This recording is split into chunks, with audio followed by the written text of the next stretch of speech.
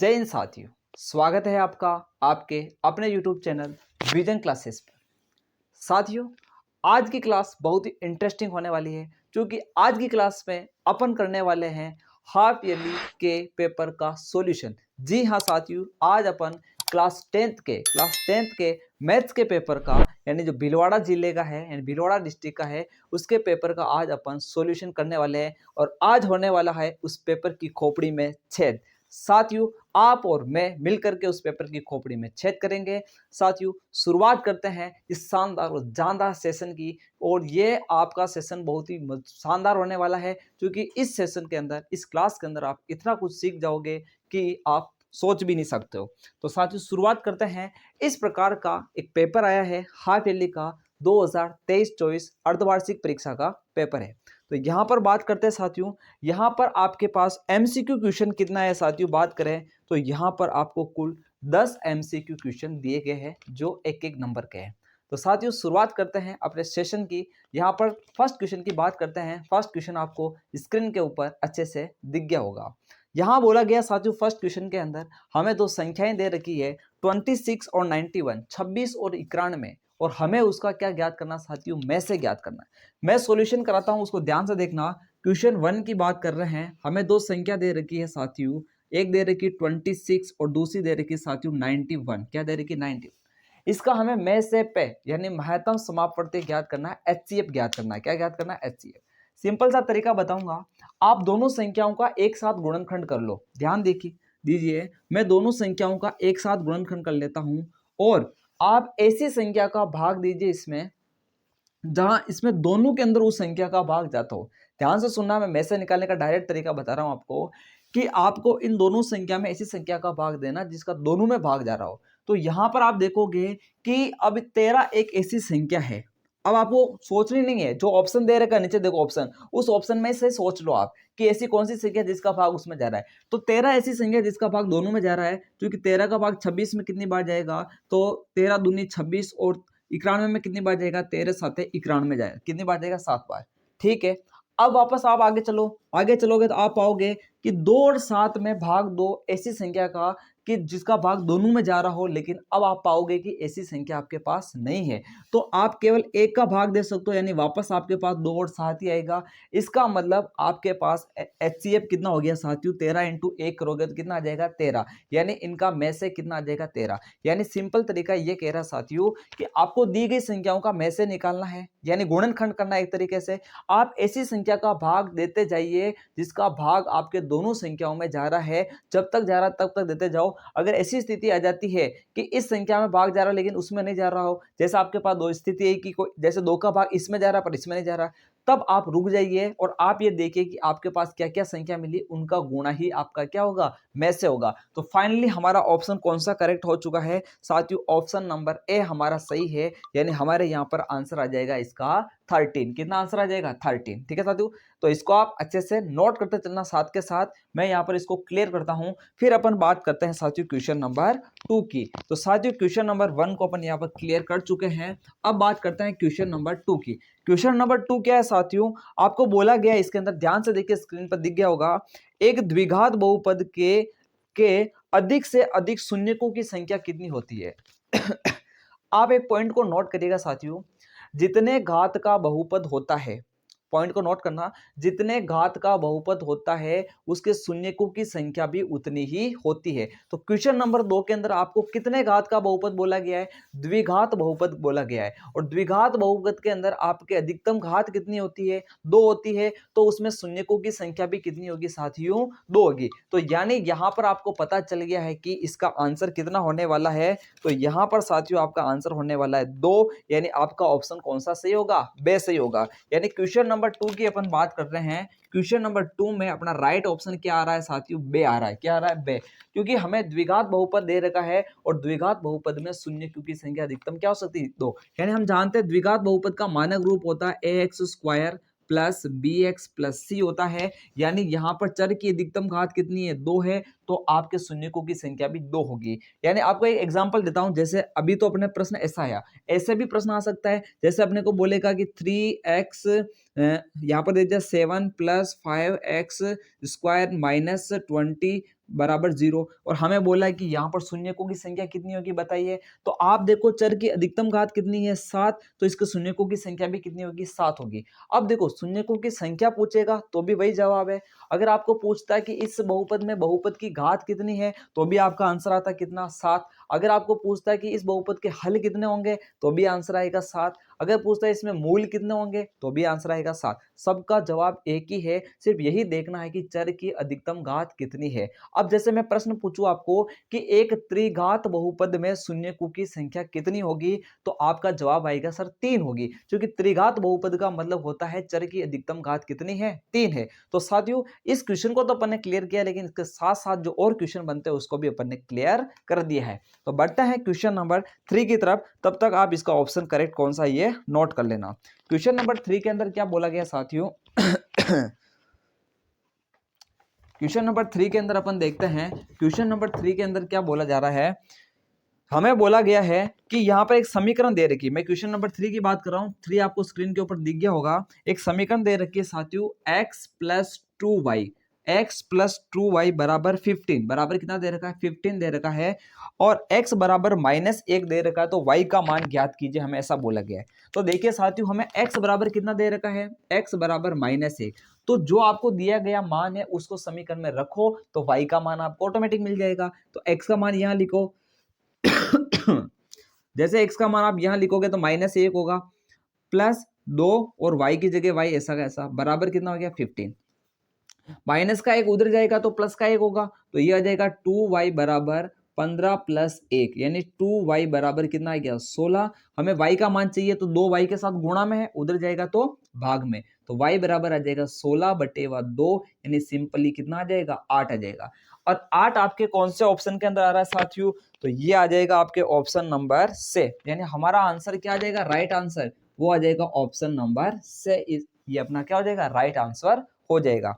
तो question number 3 अपना यहाँ पर क्लियर होता है। ऐसा जब भी सवाल आता है जिसमें एक मान दे दे दूसरा पूछे, तो जो मान दिया उसको समीकरण में रखो ताकि दूसरा मान आपको ऑटोमेटिक मिल जाएगा पक्षांतरण करने से। अब बात करते हैं साथियों क्वेश्चन नंबर 4। यहाँ पर हमें बोला गया कि सभी वृत्त होते हैं, यहाँ पर देखो हमें ऑप्शन दे रखा सर्वांगसम होते हैं, समरूप होते हैं, बराबर होते हैं, या फिर समानुपाती होते हैं। तो साथियों इस चीज को आप नोट कर लें कि जितने भी वृत्त होते हैं वो सारे के सारे सर्वांग सम होते हैं। क्या होते हैं साथियों, सर्वांग सम होते हैं। अब देखिए सर्वांग सम का सॉरी समरूप होते हैं, सर्वांग सम नहीं होते हैं, यहां पर बोला गया समरूप, बिल्कुल समरूप होते हैं। इधर देखिए समरूप का मतलब क्या हुआ, यहां पर बात करते हैं अपन क्वेश्चन नंबर 4 की, जितने भी वृत्त होते हैं वो कैसे होते हैं, समरूप होते हैं। अब देखिए समरूप के मतलब क्या होता है, समरूप का मतलब होता है जो रूप में समान होता है। किसमें समान होता है, जैसे रूप में समान, जैसे मैंने एक व्रत ये बोला और दूसरा व्रत ये बोला, ठीक है, तो इनको मैं सर्वांग सम तो नहीं कह सकता हूं। सर्वांग सम का मतलब होता है सभी अंग समान, यानी इसकी त्रिज्या और इसकी त्रिज्या सेम, यानी ये भी अगर 5 सेंटीमीटर का व्रत है और ये भी 5 सेंटीमीटर का व्रत है तो वो सर्वांग सम हो गया। क्या हो गया, सर्वांग सम। लेकिन समरूप का मतलब होता है जिसमें त्रिज्याएं तो अलग अलग हो सकती है लेकिन वो दिखने में एक जैसे होंगे। तो सभी व्रत क्या होते हैं साथियों, समरूप होते हैं। इस चीज को आप नोट कर लेना, सभी व्रत क्या होते हैं, समरूप होते हैं। और अगर प्रश्न व्रत का ना आकर के वर्ग का आ जाता तो आप क्या करते, तो जितने भी वर्ग होते हैं साथियों वो भी क्या होते हैं, समरूप होते हैं, उनको भी अपन सर्वांग सम नहीं कह सकते हैं। सर्वांग सम कोई चीज तभी होती है जब आपके पहली चीज और दूसरी चीज जस्ट बराबर हो। क्या हो, बराबर हो, जो माप पहली चीज में वही चीज दूसरी में हो, तो वो क्या कहलाती है साथियों, सर्वांग सम कहलाती है। ठीक है, तो जितने भी आपके व्रत होते हैं और जितने भी आपके वर्ग होते हैं, चाहे वर्ग हो चाहे व्रत हो, ये अपन किस में बोलेंगे साथियों, समरूप होगा। क्या होगा, समरूप। तो क्वेश्चन नंबर 4 के अंदर आपका कौन सा ऑप्शन सही हो जाएगा, तो ऑप्शन नंबर बे इसका राइट आंसर हो जाएगा। ऑप्शन नंबर बे अपना क्या हो जाएगा, राइट आंसर हो जाएगा। तो इस प्रकार अपना क्वेश्चन नंबर 4 भी अपने यहाँ पर क्लियर हो जाता है। तो आप व्रत के साथ साथ अब वर्ग को भी याद रख लेना, ये भी क्या होते हैं, सारे समरूप होते हैं। क्या होता है, समरूप। तो इस क्वेश्चन को अपन यहाँ पर क्लियर करते हैं, फिर अपन बढ़ते हैं क्वेश्चन नंबर 5 की तरफ। अब क्वेश्चन नंबर 5 क्या है, ये आपको स्क्रीन के ऊपर अच्छे से दिख गया होगा। बात करते हैं क्वेश्चन नंबर 5 में, हमें एक समांतर श्रेणी यानी एपी दे रखी। क्या दे रखी साथियों, एपी दे रखी है। एपी में क्या दिया गया है, मैं यहाँ पे लिख देता हूं। हमें दे रखा है 3 और 8 और उसके बाद 13 और उसके बाद 18। हमें ये एपी दे रखी है, हमें पूछा गया है कि इसका सार्वंतर क्या होगा। सार्वंतर कैसे निकालते हैं? सार्वंतर होता है साथियों डी बराबर, अपन बात कर रहे हैं क्वेश्चन नंबर 5 की। सार्वंतर होता है साथियों a2 माइनस a1, यानी दूसरे पद में से पहले पद को घटा दिया जाता है। तो यहां देखना डी बराबर आ जाएगा, दूसरा पद कितना साथियों 8 है और पहला पद कितना साथियों 3 है। तो 8 में से 3 घटाओगे तो हमें मिलेगा 5, यानी इस प्रकार इसका सार्वंतर कितना आया है? तो सार्वंतर आया है 5। ये ऑप्शन कौन सा है? तो ये अपना ऑप्शन कौन सा है? ए है। तो 5 के अंदर अपना राइट ऑप्शन हो जाएगा साथियों ए। कौन सा हो जाएगा? ए। इस प्रकार अपना क्वेश्चन 5 यहाँ पर क्लियर होता है। अगर आपके कॉन्सेप्ट क्लियर है ना, तो ये छोटे छोटे क्वेश्चन आपके लिए बहुत आसान होंगे। और अभी जो आपका बोर्ड का एग्जाम होने वाला है उसके अंदर आपके एक एक नंबर के क्वेश्चनों की संख्या बढ़ चुकी है। अब आपके 57 मार्क्स 57 मार्क्स के एक एक नंबर के क्वेश्चन आने वाले हैं। यानी एमसीक्यू, रिक्त स्थान हो या फिर एक एक नंबर के अति लघुरात्मक प्रश्न है, उनका वेटेज अब बढ़ चुका है। यानी अगर आपका कॉन्सेप्ट अच्छा होगा तो आप बहुत ही अच्छे नंबर स्कोर कर पाओगे। बढ़ते हैं साथियों फिर अपन question number 6। Question number 6 orally हो जाएगा। मूल बिंदु के निर्देशांक जो अपन बचपन से पढ़ रहे हैं, मूल बिंदु जहां पर x और y एक्स दोनों काटते हैं, तो मूल बिंदु के निर्देशांक कितना हो जाएंगे साथियों? 0,0 हो जाएंगे। ठीक है, क्वेश्चन नंबर 6 की बात कर रहे हैं अपन। क्वेश्चन नंबर 6, क्वेश्चन नंबर 6 में देखो मूल बिंदु यानी ये x है, ये y है, ये जहां कटता है तो वो आपका मूल बिंदु होता है, उसके निर्देशांक हमेशा 0,0 होता है। x का मान भी 0 होता है, y का मान भी 0। अगर प्रश्न ऐसा आ जाए कि मूल बिंदु के लिए भुज कितना होगा, तो भुज का मतलब x होता है तो कितना होता है 0, और मूल बिंदु के लिए कोटि कितना होगा, कोटि का मतलब y, तो वो भी कितना होता है 0। तो मूल बिंदु के लिए साथियों प्रश्न अगर भुज और कोटि के रूप में पूछ ले तो आपको पता होना चाहिए भुज भी 0 होता है और कोटि भी 0। तो इसका ऑप्शन 0 0 यानी इसका ऑप्शन कौन सा सही होगा? तो ऑप्शन नंबर दे राइट हो जाएगा। तो क्वेश्चन नंबर 5 और 6 अपने यहाँ पर क्लियर हो जाते हैं। बढ़ते हैं अपन क्वेश्चन नंबर 7 की तरफ। तब तो आप इसको अच्छे से नोट करते चलना, साथ के साथ स्क्रीनशॉट वगैरह ले लेना। ठीक है, फिर अपन बढ़ते हैं आगे क्वेश्चन नंबर 7 की तरफ। तो इसको यहाँ पर अपन क्लियर कर देते हैं। ठीक है, इसका स्क्रीनशॉट साथ के साथ ले लेना। क्वेश्चन नंबर 7 आपको स्क्रीन के ऊपर व्यवस्थित दिख गया होगा। यहाँ पर क्या बोला जा रहा है, यहाँ हमें एक समीकरण दे रखी है y² माइनस 3x। क्या दे रखी साथियों? समीकरण y² माइनस 3x, और हमें पूछा जा रहा है कि इसके हल क्या होंगे। हल आपको, अब देखिए जब भी ऐसा सवाल आता है कि आपको एक समीकरण दे दी जाती है, क्या दे दी जाती है? एक समीकरण दे दी जाती है, और उसका आपसे क्या पूछा जाता है? हल पूछा जाता है। तो हल जब भी पूछा जा रहा है आपको, और आपको इस प्रकार से दिया गया ऑप्शन हो, तो आपको ऑप्शन से ट्राई करना है। इसको हल अपन नहीं कर सकते, एक समीकरण को ऐसे हल नहीं किया जा सकता है, आपको ऑप्शन से ट्राई करना है। ऑप्शन से कैसे करना है? तो ऑप्शन के अंदर आपको बिंदु दे रखे, यानी जिसके अंदर x का मान भी है और y का मान भी है। तो सबसे पहले अपन यहाँ पर पहला बिंदु ट्राई करते हैं। कौन सा बिंदु ट्राई करते हैं साथियों? पहला बिंदु। तो पहला बिंदु हमें दे रखा साथियों 3,3। अगर मैं ये वैल्यू इसके अंदर पुट करूं, यानी x की जगह तो लिखूंगा 3 और y की जगह भी लिखूंगा 3, यानी x और y की जगह वैल्यू पुट करूं, अगर आपके लेफ्ट साइड और राइट साइड बराबर आ जाती है, यानी इधर भी अगर 0 आ जाता है, तो ये इसका हल होगा। यानी दिया गया मान, जो मान उस समीकरण को संतुष्ट करेगा, संतुष्ट करने का। देखो प्रश्न ऐसे भी आ जाता है, एक समीकरण दे देगा और बोलेगा कौन सा हल इस समीकरण को संतुष्ट कर रहा है, या फिर बोलेगा कि कौन इस समीकरण का हल है। तो समीकरण का हल वही होगा जो इस समीकरण को संतुष्ट करेगा। संतुष्ट करने का मतलब होता है कि वो वैल्यू उस समीकरण में पुट करने के बाद लेफ्ट साइड और राइट साइड दोनों क्या आ जानी चाहिए? बराबर आ जानी चाहिए। तो यहां पर इसकी वैल्यू पुट करते हैं साथियों, तो y की जगह 3 लिखो, y की जगह 3 लिखेंगे तो ये हो जाएगा 3 का स्क्वायर माइनस 3, x की जगह कितना लिखेंगे? 3 लिखेंगे। तो ये देखो कितना आ रहा है बराबर कितना चल रहा है? 0। 3 का स्क्वायर कितना होता है? 9, माइनस 3 इंटू 3 कितना होता है? 9 बराबर 0, यानी 0 बराबर क्या है? क्या 0। यानी यहाँ पर आपके लेफ्ट हैंड साइड और राइट हैंड साइड दोनों क्या आ गई साथियों? बराबर आ गई है। तो अपना राइट ऑप्शन कौन सा हो जाएगा? ए। यानी इस समीकरण का हल कौन सा होगा? 3,3 होगा। आगे बात समझे। अगर आपके लेफ्ट साइड कुछ और आती, राइट साइड कुछ और आती, जैसे इधर वैल्यू आ जाती 5 और उधर आ रही 0, तो वो उसका हल नहीं होता। तो इस प्रकार अपन ये कर सकते हैं। तो क्वेश्चन नंबर जो अपना कौन सा था? ये 7 था। इसको आप अच्छे से नोट कर लेना। ये अपना क्वेश्चन नंबर कौन सा था? 7 था। अब अपन बढ़ते हैं क्वेश्चन नंबर 8 की तरफ, और यहाँ पर साथियों आपको पूछा जा रहा है, क्या पूछा जा रहा है इसकी बात करते हैं। इसको मैं यहाँ से क्लियर कर लेता हूँ। क्वेश्चन नंबर 8 की बात करते हैं। क्वेश्चन नंबर 8 में क्या बोला जा रहा है, स्क्रीन पर आपको दिख गया होगा। यहाँ पर आपको 1060 की वैल्यू पूछ रहा है। ध्यान दें, यहाँ पर आपको क्या बोला जा रहा है, आपको 1060 का मान बताना है क्वेश्चन नंबर 8 के अंदर। और आपको ऑप्शन दे रखे। अब ये आप तभी कर पाओगे जब आपको वैल्यू सारी याद है, टेबल आपको याद है, टेबल आपको अच्छे से बनाना आनी चाहिए। तो 1060 का मान कितना होता है, देखिए इसका मैं आपको सिंपल तरीका बताऊं तो 10 का सूत्र होता है, आप जानते हो साइन बटेवा कोस। साइन बटेवा कोस होता ही नहीं होता है। देखो साइन यहाँ पर 60 चलेगा, कोस भी यहाँ पर 60 चलेगा। साइन 60 का मान आप जानते हो कितना होता है, √3/2 होता है। कितना होता है, √3/2। और कोस 60 का मान आप जानते हो कितना होता है, तो बताओ कोस 60 का मान होता है आपके पास ये हो जाएगा 1/2 हो जाएगा। कितना हो जाएगा, 1/2 हो जाएगा।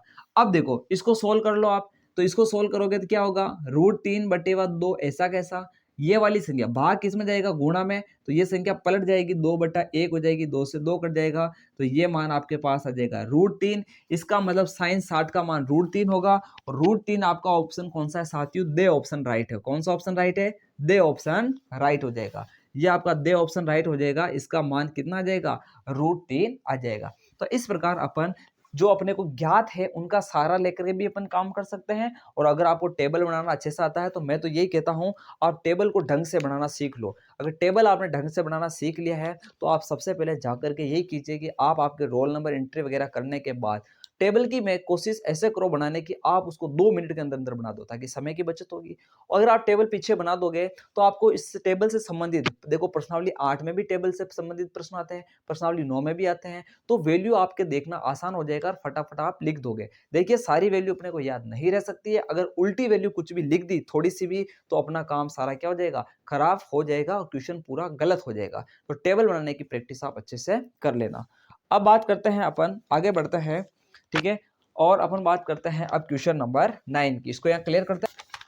क्वेश्चन नंबर 9 दे रखा है और हमें बोल रखा है कि त्रिज्या r वाले एक वृत्त के त्रिज्य खंड का क्षेत्रफल ज्ञात करो जिसका कोण कितना दे रखा है, p डिग्री दे रखा है, तो निम्नलिखित में से क्या होगा। तो आपको सबसे पहले त्रिज्य खंड के क्षेत्रफल का सूत्र आना चाहिए। क्वेश्चन नंबर 9 की बात कर रहे हैं साथियों। क्वेश्चन नंबर 9 के अंदर हमें यहाँ पर कोण यानी थीटा की जगह कितना लिखना है साथियों, p डिग्री लिखना है। कितना लिखना है, p डिग्री। हमें त्रिज्य खंड के क्षेत्रफल का सूत्र आता है साथियों, वो होता है θ/360 इंटू पाई r स्क्वायर होता है। यहाँ पर थोड़ी मिस प्रिंट है, आपका जो पहला है ना, पहला ऑप्शन, उसमें पाई आर स्क्वायर की जगह 2πr² आएगा। मिस प्रिंट है, मैं बताऊंगा कैसे है। यहाँ देखिए हमें थीटा की जगह लिखना है p, तो ये हो जाएगा p/360 into pi are square. तो ये ऑप्शन तो आपको कहीं देखने को नहीं मिल रहा है, θ/360 इंटू पाई आर स्क्वायर। देखो दो ऑप्शन तो वैसे ही गलत हो गए, बे और दे, क्योंकि अपने को पास त्रिज्य खंड का क्षेत्रफल चाहिए और क्षेत्रफल में 2πr आते ही नहीं, पाई आर स्क्वायर आता, तो दोनों कैंसिल। यहाँ पर से ऑटोमेटिक कैंसिल हो जाएगा, θ/180 आ गया, बल्कि हमारे पास तो θ/, कितना होता है, 360 होता है, तो ये भी कैंसिल हो गया। ऑप्शन नंबर इसमें ए राइट होगा। यहाँ पर ये p/720 है इंटू 2πr² है, उसको थोड़ा मिस प्रिंट हो गया, उसको सही कर लेना। तो अपन यहाँ पर 2πr² कैसे कर सकते हैं, देखना, इसको 2πr² करने के लिए मुझे इसको भी 2 से गुणा करना पड़ेगा, ऊपर नीचे दोनों जगह 2 से गुणा करना पड़ेगा। यानी इसको जब मैं 2/2 से गुणा करूंगा तो इसका एक नया रूप बनेगा, वो बनेगा 360 का डबल करेंगे तो 720 आएगा, और 2 को πr² से गुणा करेंगे तो 2πr² आएगा। इसलिए जो आपका आंसर है वो आंसर ए आ रहा है, वो राइट आंसर आ रहा है कि p/720 इंटू 2πr² आएगा। ये आ जाएगा आपके क्वेश्चन नंबर का सॉल्यूशन। अब आगे बढ़ते हैं, क्वेश्चन नंबर 10 की तरफ बढ़ते हैं, इसको आप अच्छे से नोट कर लो। अब क्वेश्चन नंबर 10 में क्या है, ये आपको स्क्रीन के ऊपर अच्छे से दिख गया होगा। यहाँ पर हमें बहुलक पूछ रहा है। देखिए हालांकि साथियों इसमें थोड़ा डाउट है क्वेश्चन के अंदर कि आपको अगर संख्याएं दे देता बहुत सारी, फिर बहुलक पूछता, तो वो आपको उसमें चूज करना आसान होता है, क्योंकि यहाँ पर बहुलक का मतलब वही होता है कि कोई चीज कितनी ज्यादा बार है, यानी जिसकी ज्यादा बारंबारता होती है, जितनी ज्यादा बार वो रिपीट होती है, वो क्या कहलाता है साथियों, बहुलक कहलाता है। लेकिन यहाँ तो आप देख रहे हो तो सभी अंक कैसे दिख रहे हैं आपको, से एक एक बार ही आ रहा है, जैसे 4 भी एक बार ही आया, 2 भी एक बार आया, 10 भी एक बार आया, 8 भी एक बार आया, 3 भी एक बार आया। ठीक है, हालांकि इस क्वेश्चन के अंदर डाउट है, फिर भी अपने हिसाब से अगर देखा जाए तो ज्यादा से ज्यादा मान क्या दिख रहा है आपको, यहाँ पर 10 दिख रहा है, तो इसका ऑप्शन कौन सा सही हो जाएगा साथियों, दे हो जाएगा। यानी क्वेश्चन नंबर 10 के अंदर आपका ऑप्शन नंबर जो दे है वो सही हो जाएगा। ऑप्शन नंबर कौन सा हो जाएगा, दे, क्योंकि उसके अंदर आपके 10 आ रहा है और हम बहुलक में क्या देखते हैं, अधिकतम चीज को देखते हैं, उस हिसाब से इसके अंदर ऑप्शन नंबर क्या होना चाहिए, दे होना चाहिए। हालांकि इस क्वेश्चन में डाउट है, मेरे अकॉर्डिंग इसके अंदर क्या होना चाहिए, दे होना चाहिए।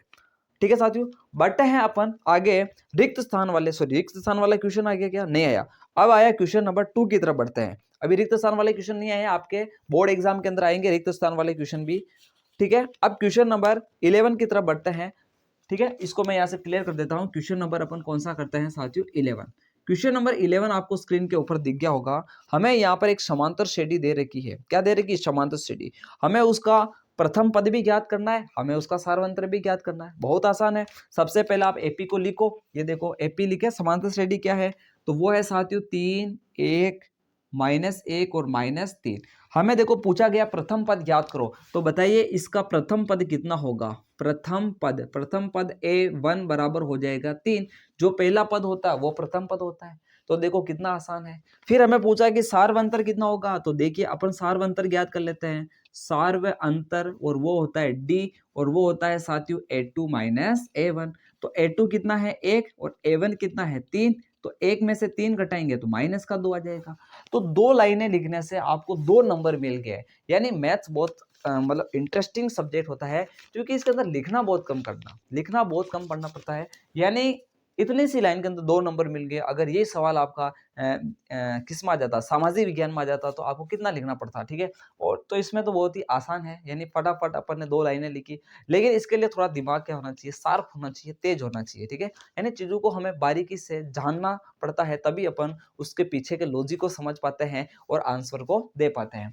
तो ये अपन ने फटाफट बता दिया है साथियों कि इसका प्रथम पद 3 होगा और इसका सार्वंतर -2 होगा। इसको आप अच्छे से नोट कर लेना। इसको मैं यहाँ से क्लियर कर लेता हूँ। फिर बढ़ते हैं साथियों अपन क्वेश्चन नंबर 12 की तरफ। क्वेश्चन नंबर 12 में बोला जा रहा है कि निम्न समांतर श्रेणी का योग ज्ञात करो। हमें एक एपी दे रखी है, क्या दे रखी है साथियों, क्वेश्चन नंबर 12 में हमें एक एपी दे रखी है। वो है साथियों 2, 7, 12 और आगे बोला गया है 10 पदों तक। वेरी इंपॉर्टेंट, 10 पदों तक। ये जो लाइन आ रही है ना साथियों 10 पदों तक, ये आपका अंतिम पद नहीं है 10। यहाँ पर गलती अधिकतर यही कर बैठते हैं हम कि उस 10 को अपन अंतिम पद समझ लेते हैं। वो अंतिम पद नहीं है, वो आपके पदों की संख्या है, क्योंकि इसमें बोला जा रहा है इतने पदों तक योग ज्ञात करो। तो 10 आपका क्या हो जाएगा साथियों, पदों की संख्या हो जाएगी। तो यहाँ पर देखते हैं सबसे पहले हमें क्या क्या मैटर दे रखा है। सबसे पहले हमें प्रथम पद ए दे रखा, कितना है साथियों 2 हो जाएगा। हमें सार्वंतर डी दे रखा है, डी कितना हो जाएगा, 7 में से 2 घटा दो, 7 में से 2 घटाएंगे तो 5 हो जाएगा। हमें एन दे रखा है, एन कितना साथियों 10 है। और हमें क्या करना है साथियों, इन 10 पदों का योग ज्ञात करना है, यानी हमें S10 ज्ञात करना है। हमें देखिए साथियों SN का सूत्र आता है, क्या कहता है साथियों आपके SN का सूत्र है, चूंकि SN बराबर होता है साथियों n/2 और 2a + n-1 × d। इस सूत्र में सारी वैल्यू लिखेंगे। हमें S10 ज्ञात करना है, n की जगह लिखेंगे 10/2, फिर आएगा 2a, a की जगह कितना लिखेंगे साथियों 2 लिखेंगे, n-1 10 10 में से 1 घटाएंगे तो कितना आएगा साथियों 9 आ जाएगा। और d कितना चल रहा है आपके पास 5 चल रहा है, कितना चल रहा है 5 चल रहा है। सोल्व कर लो जरा इसको, ये इससे 5 बार कट रहा है तो ये आ जाएगा 5, 2 दूनी कितना हो जाएगा 4 और 9 पंजे कितना हो जाएगा 45, कितना हो जाएगा 45। 45 में 4 जोड़ो कितना हो जाएगा 49, तो 5 इंटू क्या हो जाएगा साथियों 49 हो जाएगा।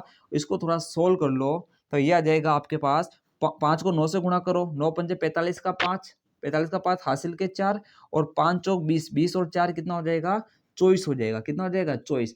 तो फाइनली अपने पास आंसर आ चुके हैं कि हमारे पास इस दी गई एपी के जो योग होगा वो कितना होगा, वो हो जाएगा साथियों 245 हो जाएगा। इस प्रकार अपना क्वेश्चन नंबर 12 भी यहाँ पर क्या होता है कंप्लीट होता है। इनको आप साथ के साथ उतारते जाइए, एक अच्छी सी नोटबुक बनाइए और उसके अंदर इस पेपर को सॉल्व करें, ठीक है। अब बढ़ते हैं साथियों अपन क्वेश्चन नंबर 13 की तरफ, इसको आप अच्छे से नोट कर लो। क्वेश्चन नंबर 13 क्या है साथियों, आपको स्क्रीन के ऊपर अच्छे से दिख गया होगा। हमें इस प्रकार का एक डायग्राम दे रखा है और हमें बोल रखा है कि डीई क्या है साथियों बीसी के समांतर है, यानी ये डीई टुकड़ा है वो इस बीसी के क्या है साथियों समांतर है। और हमें यह भी बोला जा रहा है कि साथियों आप इसी का मान ज्ञात करो, यानी हमें इस टुकड़े का मान ज्ञात करना है। साथियों यहाँ पर अपन ने लगाएंगे थेल्स प्रमेय। कौन सी प्रमेय लगाएंगे, थेल्स प्रमेय, क्योंकि साथियों थेल्स प्रमेय के अंदर अपन ने पढ़ा है कि किसी त्रिभुज के अंदर अगर किसी एक भुजा के समांतर कोई रेखा खींची जाए, जैसे अपन इस डी को क्या कर रहे हैं, बीसी के समांतर खींच रहे हैं, यानी इस भुजा बीसी के समांतर अपन क्या खींच रहे हैं, डी खींच रहे हैं। तो किसी एक भुजा के समांतर कोई रेखा खींची जाए तो वो रेखा इस त्रिभुज की दो भुजाओं को समान अनुपात में बांटती है। तो बात करते हैं साथियों, इसको अपन हल करते हैं। यहाँ पर देखना, हल करेंगे तो अपन लिखेंगे त्रिभुज, अपन लिखते हैं त्रिभुज एबीसी में, त्रिभुज एबीसी में यहाँ पर क्या है, तो साथियों यहाँ पर अपन लिखेंगे चूंकि डीई किसके समांतर है, बीसी के समांतर है, तो अपन लिखेंगे अतः थेल्स प्रमेय से, अतः कौन सी प्रमेय, थेल्स प्रमेय। इसको थेल्स प्रमेय भी कहते हैं साथियों, और इसको आधारभूत प्रमेय, समानुपाती प्रमेय भी कहते हैं, अतः थेल्स प्रमेय से। अब थेल्स प्रमेय से क्या निष्कर्ष निकलेगा साथियों, यहां से निष्कर्ष निकलेगा कि ये वाला अनुपात और ये वाला अनुपात दोनों क्या आएंगे, बराबर आएंगे, क्योंकि किसी एक भुजा के समांतर खींची गई रेखा त्रिभुज की दो अन्य भुजाओं को समान अनुपात में बांटती है। ये थेल्स प्रमेय का कथन है। तो यहां हमें मिलेगा साथियों ये अनुपात देखो AD बटेवा DB, तो यह मिल जाएगा हमें साथियों AD बटेवा DB, और ये किसके बराबर आएगा, तो AE बटेवा EC, तो ये आएगा साथियों AE बटेवा EC आ जाएगा। AD बटा DB, AD कितना 1.5, DB कितना है आपके पास 3, तो ये आ जाएगा 1.5 बटेवा 3 बराबर AE बटा EC, AE कितना 1 और EC कितना है, तो EC तो EC है। इसका अपन क्या करें, अब देखो यहाँ वज्र गुणा कर लो, कौन सा गुणा कर लो साथियों, वज्र गुणा। तो वज्र गुणा जब करोगे तो इसको इससे गुणा कर लो, तो 1.5 ये आ जाएगा EC, क्या आ जाएगा EC बराबर 3 को 1 से गुणा कर लो, कितना आ जाएगा 3। हमें EC का मान चाहिए तो 1.5 को उसके बटा में भेजो, तो यहाँ देखिए EC बराबर आ जाएगा 3 बटेवा 1.5, 3 बटेवा 1.5, ठीक है। तो इसका पॉइंट हटाओ, इसका पॉइंट हटाओगे तो ऊपर कितना आ जाएगा 10, तो ये आ जाएगा आपके पास 30 बटेवा 15, तो 15 दूनी 30, तो EC का मान आ जाएगा आपके पास 2, यानी फाइनली आंसर मिल चुका है। ये EC कितना होगा, तो ये EC हो जाएगा आपके पास 2, ठीक है। तो थेल्स प्रमेय को यूज कर करके अपन ने इसको बहुत ही आसानी से सॉल्व कर लिया है। तो क्वेश्चन नंबर 13 को अच्छे से आप नोट करो, फिर बढ़ते हैं अपन क्वेश्चन नंबर 14 की तरफ। बढ़ते हैं साथियों क्वेश्चन नंबर 14 की तरफ। क्वेश्चन नंबर 14 क्या है, आपको स्क्रीन के ऊपर दिख गया होगा। क्वेश्चन नंबर 14 में क्या बोला गया साथियों कि एक बिंदु Q से, डायग्राम कैसे बना देखना, एक बिंदु Q से वृत्त पर स्पर्श रेखा, ये वृत्त के ऊपर क्या जा रही है, देखो स्पर्श रेखा, यानी वृत्त को किसी बिंदु पर स्पर्श करने वाली रेखा को अपन स्पर्श रेखा कहते हैं, जो वृत्त को केवल एक बिंदु पर टच करती है, इस बात का ध्यान रख लेना। तो स्पर्श रेखा की लंबाई हमें दे रखी 24 सेंटीमीटर, और क्यू की केंद्र से दूरी, इस बिंदु क्यू की इस केंद्र से दूरी जिसको मैंने मान लिया ओ, और वो कितनी दे रखी 25 सेंटीमीटर, और हमें क्या ज्ञात करना, देखो स्पर्श बिंदु मैंने P मान लिया, हमें इस R दूरी यानी इस वृत्त की त्रिज्या को ज्ञात करना है। तो सिंपल सी बात है साथियों, यहाँ पर देखना, हमें एक पॉइंट पता है कि जो वृत्त की त्रिज्या होती है, कौन होती है, वृत्त की त्रिज्या, वृत्त की त्रिज्या और स्पर्श रेखा परस्पर लंबवत होती है, यानी इनके बीच का कोण कितना होता है साथियों, 90 डिग्री का होता है। देखो ये वैसे चिन्ह बनाने से पता चलता है 90 डिग्री, लेकिन फिर भी मैं लिख रहा हूँ ये कोण कितना है, 90 डिग्री। अब सुनना, 90 डिग्री के सामने हमेशा कौन होता है, तो आप बोलोगे सर 90 डिग्री के सामने तो कर्ण होता है, कौन होता है, कर्ण, और ये आपके इसके ऊपर लंबवत होती है, तो ये आपके पास लंब मान लो, और इसको आप क्या मान लो, आधार मान लो, क्या मान लो, आधार।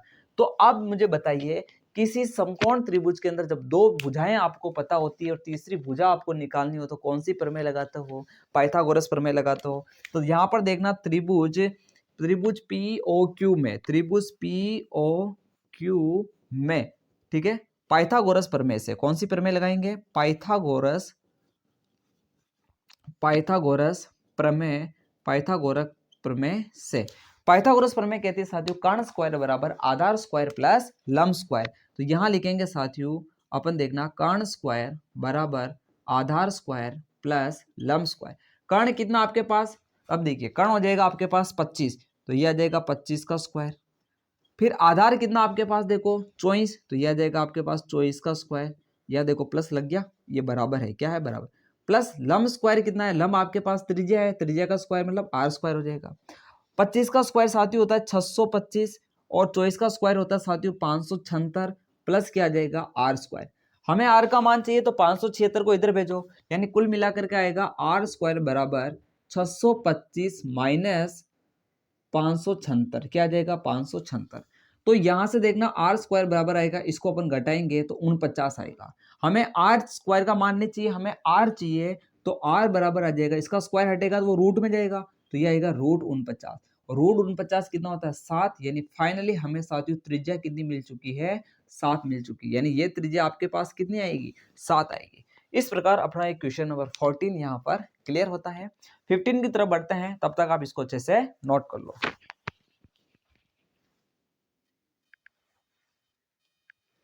बढ़ते हैं साथियों क्वेश्चन नंबर 15 की तरफ। क्वेश्चन नंबर 15 के अंदर हमें ये डायग्राम दे रखा है और हमें यहाँ पर बोला जा रहा है कि आपको ये जो कोण है 110 डिग्री है और आपको कोण ज्ञात करना कौन सा साथियों पी टी क्यू, ये कोण आपको यहाँ पर ज्ञात करना है। इस कोण को ज्ञात करने के यहाँ पर साथियों दो तरीके चलेंगे। पहला तरीका तो ये है कि आपको ये जो कोण दे रखा है, देखो ये दोनों कोण कितने होंगे 90-90 डिग्री के होंगे, क्योंकि त्रिज्या और स्पर्श रेखा परस्पर लंबवत होती है, यानी ये 90-90 डिग्री का आएंगे, यानी ये भी 90 और ये भी 90। अब देखिए आपके यहाँ पर पी टी ओ क्यू एक चतुर्भुज बन रहा है कि नहीं बन रहा है, ये चतुर्भुज बन रहा है। चतुर्भुज के अंत्य कोणों का योग 360 होता है। आपको 1 2 3 तीन कोण पता है, तो तीनों कोणों को जोड़ करके 360 में से घटा देंगे तो बताओ ये वाला मान आएगा कि नहीं आएगा, आ जाएगा। इसके अलावा साथियों एक और तरीका चलता है, आपको क्या ध्यान रखना है कि जो त्रिज्याएं होती है, त्रिज्याओं के द्वारा केंद्र पर अंतरित कोण, सुनना, त्रिज्याओं के द्वारा केंद्र पर अंतरित कोण और स्पर्श रेखाओं के द्वारा बाह्य बिंदु पर अंतरित कोण का योग कितना होता है 180 डिग्री होता है। यानी ये 110 है तो ये कितना हो जाएगा 70 हो जाएगा, ये कितना हो जाएगा 70 हो जाएगा। तो ये तरीका अपन काम लेते हैं, बाकी मैंने दूसरा तरीका भी आपको बता दिया है। तो यहाँ पर देखना अपन क्या करेंगे साथियों, तो अपन सिंपल सा लिखेंगे कि चूंकि त्रिज्याओं द्वारा, अपन लिखेंगे चूंकि त्रिज्याओं द्वारा, इस लाइन को अच्छे से नोट कर लेना आप, चूंकि त्रिज्याओं द्वारा केंद्र पर अंतरित कोण, केंद्र पर अंतरित कोण तथा केंद्र पर अंतरित कोण तथा स्पर्श रेखाओं के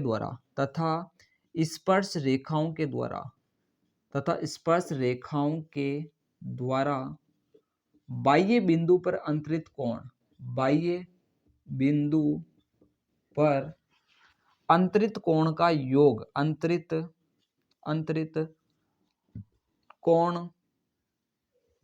अंतरित कोण का योग 180 डिग्री होता है। कितना होता है 180 डिग्री होता है। अब आप जोड़ लो कौन कौन से कोण आ रहे हैं। त्रिज्याओं के द्वारा केंद्र पर अंतरित कोण कौन सा QOP, तो यह आ जाएगा अतः कोण QOP बराबर, ये सॉरी प्लस करेंगे, क्या करेंगे प्लस। अब स्पर्श रेखाएं कौन कौन सी देखो, TP और TQ, इनके द्वारा केंद्र सॉरी बाहर बाह्य बिंदु पर कितना कोण बन रहा है तो PTQ, तो यह आ जाएगा कोण PTQ बराबर कितना लिखेंगे 180 डिग्री। अब देखो दो कोण में से एक कोण हमें दे रखा है QOP, कितना दे रखा है साथियों 180 दे रखा है, तो यह आ जाएगा 110 दे रखा, कितना दे रखा है 110 दे रखा है, 110 डिग्री प्लस PTQ हमें ज्ञात करना है, तो ये ऐसा कैसा PTQ बराबर 180 डिग्री। तो यहां से देखिए कौन PTQ कितना आ जाएगा, तो PTQ बराबर आ जाएगा 180 माइनस 110 बराबर 70 डिग्री। तो फाइनली ये कोण कितना मिलेगा साथियों 70 डिग्री मिलेगा। ठीक है, यहां तक आपको अच्छे से दिख रहा होगा। ओके, तो इस चीज को आप अच्छे से नोट कर लेना। ठीक है, और ये क्वेश्चन आपका MCQ में भी बन जाता डायरेक्ट। तो अब MCQ में बनेगा तो इतना कुछ आपको करना नहीं, और यहाँ पर इतना सब कुछ लिखना पड़ा क्योंकि ये क्वेश्चन 2 नंबर का है। डायरेक्ट तो आपको नंबर मिलेंगे नहीं कि ये लिख दो और ये कर दो, आपको पीछे का बैकग्राउंड डिजाइन भी बताना पड़ेगा। लेकिन MCQ में अगर बनता कि आपको ये बोल देता और ये चीज निकालो, तो आपको डायरेक्ट ये ध्यान रखना साथियों कि त्रिज्याओं के द्वारा केंद्र पर अंतरित कोण और स्पर्श रेखाओं के द्वारा बाह्य बिंदु पर अंतरित कोण का योग कितना होता है, इन दोनों आमने सामने कोणों का योग कितना होता है 180 डिग्री होता है। ये जितना दे रखा है उसको 180 में से घटा तो बचा हुआ ये हो जाएगा। तो MCQ के अंदर भी एक क्वेश्चन अक्सर बनता है, तो इसको आप अच्छे से ध्यान में रखना। ठीक है, तो क्वेश्चन नंबर 15 अपना यहाँ पर क्लियर होता है। बढ़ते हैं क्वेश्चन नंबर 17 की तरफ, तब तक आप इसको अच्छे से नोट कर लो। क्वेश्चन नंबर 16 की तरफ बढ़ते हैं साथियों। क्वेश्चन नंबर 16 में क्या बोला गया, स्क्रीन पर आपको अच्छे से दिख गया होगा। यहाँ पर बोला जा रहा है साथियों, यहाँ पर दो गन है, कितने गन है दो गन है, आपको दो गन दिख रहे हैं, एक तो ब्लैक है और एक आपके पास ब्लू है। दो गन है जिसमें से प्रत्येक गन का आयतन आपको दे रखा है वो है 64 सेंटीमीटर क्यूब। यानी यहाँ पर बात करते हैं गन का आयतन कितना दे रखा है, तो हमें गन का आयतन दे रखा है, गन का आयतन और वो आयतन हमें दे रखा है साथियों 64 सेंटीमीटर क्यूब दे रखा है। और अब जब इन दोनों घनों को जोड़ दिया जाता है तो हमें घनाभ जैसी आकृति मिलती है, जो आपको दिख रही होगी। जब दोनों घनों को जोड़ा तो हमें घनाभ जैसी आकृति मिली, जहां पर आपके पास ये लंबाई है, ये इसकी चौड़ाई है और ये इसकी ऊंचाई है। यहाँ पर बात करते हैं, देखो ये आपके पास क्या हो जाएगी, यहाँ से यहाँ तक L हो जाएगा, ये इसकी चौड़ाई इसकी B हो जाएगी और ये इस घनाभ की ऊंचाई आपके पास H हो जाएगी। ठीक है, तो ये सारी अपने पास चीजें अपने को देखने को मिल रही है। तो ये जो घनाभ बना उसका हमें संपूर्ण पृष्ठीय क्षेत्रफल ज्ञात करना है। अब घनाभ का संपूर्ण पृष्ठीय क्षेत्रफल ज्ञात करने के लिए हमें लंबाई भी चाहिए, चौड़ाई भी चाहिए और ऊंचाई भी चाहिए। और वो सारी चीजें मिलेगी जब अगर आपको पता हो, मान लेते हैं कि अगर एक घन की भुजा पता चल जाए आपको, तो घन की भुजा पता चलने का मतलब आपको एक तो इसकी चौड़ाई पता चल जाएगी, एक आपको इसकी ऊंचाई पता चल जाएगी। और लंबाई कैसा आएगी, तो घन की जब एक भुजा पता चल जाएगी तो एक भुजा में भुजा वापस जोड़ेंगे तो भुजा और भुजा दोनों मिलकर के ये क्या बन रही, लंबाई। तो भुजा का जस्ट डबल करेंगे तो लंबाई भी मिल जाएगी। तो अब समस्या आ रही है कि अपन घन की भुजा कैसे ज्ञात करें। तो घन की भुजा ज्ञात करने के लिए रास्ता आपको सवाल में दिया गया है कि हमें घन का आयतन दे रखा है और घन का आयतन कितना होता है, भुजा क्यूब होता है। यानी भुजा क्यूब बराबर आपको दे रखा है 64। तो मुझे बताइए भुजा कितनी हो जाएगी, तो आपके यहाँ पर हो जाएगी 64 का घनमूल। और 64 का घनमूल कितना होता है, 4, 4 चौक 16, 16 चौक 64 होता है। तो यहाँ पर बताइए आपके पास भुजा यानी कितनी आ चुकी है, ये आ चुकी भुजा यानी जिसको अपन बोलेंगे ए, यानी अपने पास ए कितनी आ चुका है, तो ये आ जाएगा हमारे पास 4 आ जाएगा। अब भुजा 4 आ गई है तो हम अपन निकालते हैं घनाभ की लंबाई, चौड़ाई और ऊंचाई। तो बात करते हैं अतः, अब बात करते हैं अतः घनाभ की, अतः घनाभ की लंबाई। तो घनाभ की लंबाई कितनी बनेगी साथियों, तो लंबाई बनेगी, देखो घनाभ की लंबाई में इस घन की कितनी भुजा आ रही है, एक भुजा ये और एक भुजा ये। तो घनाभ की लंबाई बनेगी 4 + 4 यानी वो बनेगी 8। कितनी बनेगी, 8। ये सेंटीमीटर है। ठीक है, फिर बात करते हैं अपन घनाभ की लंबाई के बाद घनाभ की चौड़ाई कितनी बनेगी। तो चौड़ाई में कितनी भुजा काम आ रही, एक। तो अपने पास घनाभ की चौड़ाई कितनी आएगी, 4 सेंटीमीटर। और घनाभ की साथियों ऊंचाई कितनी बनेगी, तो ऊंचाई हमारे पास बनेगी, ऊंचाई में भी एक भुजा ही काम आ रही है तो ऊंचाई भी हमारे पास कितनी आएगी, 4 सेंटीमीटर। तो ये घनाभ जो बना है उसकी लंबाई, चौड़ाई, ऊंचाई हमारे पास आ चुकी है। तो हमें घनाभ का क्या निकालना साथियों, पृष्ठीय क्षेत्रफल ज्ञात करना है। और घनाभ का संपूर्ण जो पृष्ठीय क्षेत्रफल होता है उसका सूत्र क्या होता है वो लिख देते हैं यहाँ पर। अतः घनाभ का संपूर्ण पृष्ठीय क्षेत्रफल, अतः घनाभ का कौन सा पृष्ठीय क्षेत्रफल, संपूर्ण पृष्ठीय क्षेत्रफल। और उसका जो सूत्र होता है वो होता है साथियों लंबाई इंटू, सॉरी इसका सूत्र होता है, यहाँ पर लिख देते हैं अपन, है ना, वो होता है आपके पास दो कोष्टक LB BH और HL होता है। ठीक है, लंबाई इंटू चौड़ाई, देखना लंबाई इंटू चौड़ाई प्लस चौड़ाई इंटू ऊंचाई प्लस ऊंचाई इंटू लंबाई, इसको याद करना आप ताकि आपको काम आसान हो जाएगा। यहाँ देखना दो कोष्टक L इंटू बी, L कितना है 8, B कितना है 4, तो यह आ जाएगा 8 इंटू 4, ये बीच में इंटू है इस बात का भी आप ध्यान रखना। L इंटू बी मतलब 8 into 4 plus plus B into H, B और H ये हो जाएगा 4 इंटू 4, ये आ जाएगा 4 into 4 plus H into L, H वापस वही 4 और L कितना है 8, तो ये हो जाएगा 4 इंटू 8 हो जाएगा। आगे बढ़ते हैं, ये 2 हो जाएगा, 8 चौक कितना हो जाएगा 32, 4 चौक 16, 8 चौक 32 हो जाएगा। अब इसको जोड़ लो आप, कितना आ जाएगा आपके पास, तो ये आ जाएगा 2 इंटू, ठीक है 2 इंटू या फिर मतलब इंटू 32 और 32 कितना हो जाएगा 64 हो जाएगा, यानी ये आ जाएगा 16 चौक 64 और 16 पंजे 80, क्योंकि 64 में अपन ये 16 जोड़ेंगे तो कितना हो जाएगा 80 हो जाएगा। तो 32 64 ये हो जाएगा हमारे पास 80, 80 को डबल कर लो, 80 का डबल कितना हो जाएगा आपके पास 160 हो जाएगा। तो ये आ जाएगा 160 सेंटीमीटर स्क्वायर। ये आपके पास क्या आ गया साथियों, जब दो घनाभ जिनका आयतन हमारे पास था 64 सेंटीमीटर क्यूब, उनको जोड़ा जाता है तो बनने वाले उस घनाभ का, दो घनों को जब जोड़ा जाता है तो बनने वाले घनाभ का क्षेत्रफल कितना होगा, तो वो होगा 160 सेंटीमीटर स्क्वायर। तो इस क्वेश्चन को आप अच्छे से नोट करो। फिर बढ़ते हैं अपन क्वेश्चन नंबर 17 की तरफ। क्वेश्चन नंबर 17, तो बढ़ते हैं साथियों क्वेश्चन नंबर 17 की तरफ। यहाँ पर क्या बोला जा रहा है साथियों, आपको दो संख्याएं, ये दो संख्या दे रखी है, उनका HCF दे रखा साथियों 9 और हमें क्या पूछा जा रहा है, LCM पूछा जा रहा है। इस टाइप के सवाल को ध्यान से देखना। यहाँ पर आपको गुणनखंड वाले तरीके से एलसीएम को ज्ञात नहीं करना है। अगर आप गुणनखंड वाले तरीके से एलसीएम निकालोगे तो आपको मार्क्स यहाँ पर नहीं मिलेंगे। आपको क्या करना साथियों, जब भी ऐसा सवाल मिले कि दो संख्याएं और उसके बाद कोष्टक के बाहर अगर एचसीएफ दे रखा और बाद जो संख्या दे रखी वो आपका एचसीएफ, अगर यहाँ एलसीएम लिखा होता तो बराबर वाला आपका एलसीएम हो जाता। और एक संख्या आपसे एक चीज आपसे पूछी जाएगी, एचसीएफ देगा तो एलसीएम पूछेगा, एलसीएम देगा तो एचसीएफ पूछेगा। तो ऐसे सवालों में आपको सीधा सा सूत्र याद रखना साथियों।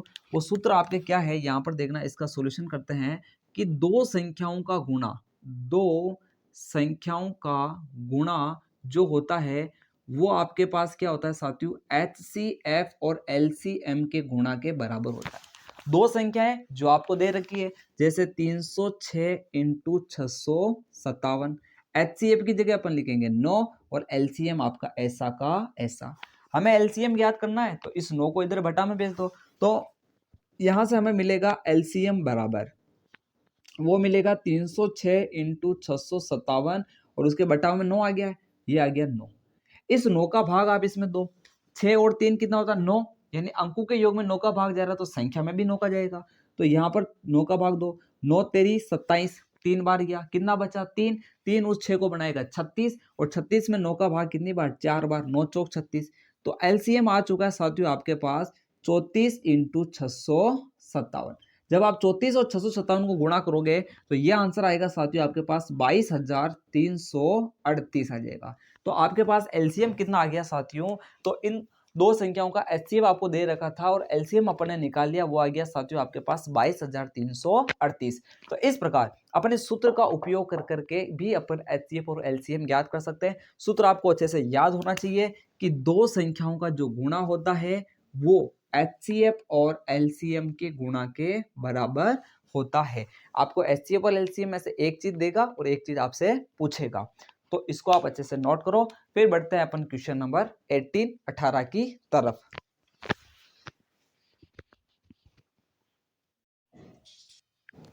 बढ़ते हैं साथियों क्वेश्चन नंबर 18 की तरफ। क्वेश्चन नंबर 18 में आप देख रहे हो स्क्रीन के ऊपर आपको अच्छे से दिख गया होगा। यहाँ पर आपसे बोला जा रहा है कि ये द्विघात समीकरण दे रखी है आपको साथियों x² - 2x - है। इस द्विघात समीकरण को साथियों आपको क्या करना है, सबसे पहले तो आपको शून्य ज्ञात करना है। शून्य ज्ञात करने के बाद आपको गुणांकों और शून्यकों के बीच में सत्यता संबंध की जांच करनी है। अब देखिए साथियों, सबसे पहले अपन शून्य ज्ञात करते हैं। तो शून्य ज्ञात करने के लिए आपको यहाँ पर गुणनखंड विधि काम में लेनी है। और गुणनखंड विधि क्या कहती है साथियों, अपन इसको यहाँ पर हल करते हैं। यहाँ से ध्यान से देखना, इस समीकरण को मैं यहाँ पे वापस लिख देता हूँ, x² - 2x - 8 बराबर 0। अब इसके गुणनखंड यानी टुकड़े ज्ञात करने पड़ेंगे साथियों। उसके लिए आपको क्या करना है, बाहर बार वाली संख्या को, यहाँ x² के साथ में 1 है। बहुत सारे बच्चे सोचते हैं कि सर x² को 8 से गुणा करेंगे क्या, नहीं, आपको संख्या को संख्या से गुणा करना है, बाहर बार वाली संख्या को। यहाँ x² के साथ कुछ नहीं है तो 1 है, तो 1 को 8 से गुणा करोगे तो कितना आएगा 8 आएगा। कितना आएगा 8। अभी आप माइनस पे मत जाओ, माइनस पे अभी जाना ही नहीं है, आप संख्या का गुणा करो। 1 को 8 से गुणा किया तो कितना आया साथियों 8 आया। अब आपको दो संख्याएं सोचनी जिनको गुणा करने से 8 आ जाए, तो ऐसी संख्या सोचो क्या क्या हो सकती है। तो आप बोलोगे सर 2 × 4 होती है। क्या होती है, 2 × 4 होती है, जिसके माध्यम से हमें 8 मिलता है। और आपने जो सोची दो संख्या, उसके माध्यम से आपको ये बीच वाला नंबर मिलना चाहिए, यानी आपको 2 मिलना चाहिए। तो बताओ 4 और 2 से हमें 2 मिल सकता है ना, बिल्कुल मिल सकता है। कैसे मिलेगा, तो आप बोलोगे सर 4 में से 2 घटाओ 2 मिल जाएगा ना। लेकिन अब आप विचार कीजिए, हमें 2 नहीं चाहिए, हमें -2 चाहिए। और 4 में से 2 घटाने से तो +2 आएगा। तो आप ऐसा करो, बड़ी संख्या को माइनस का ले लो, छोटी संख्या को प्लस का ले लो, तो आपको बताओ -2 मिलेगा कि नहीं मिलेगा।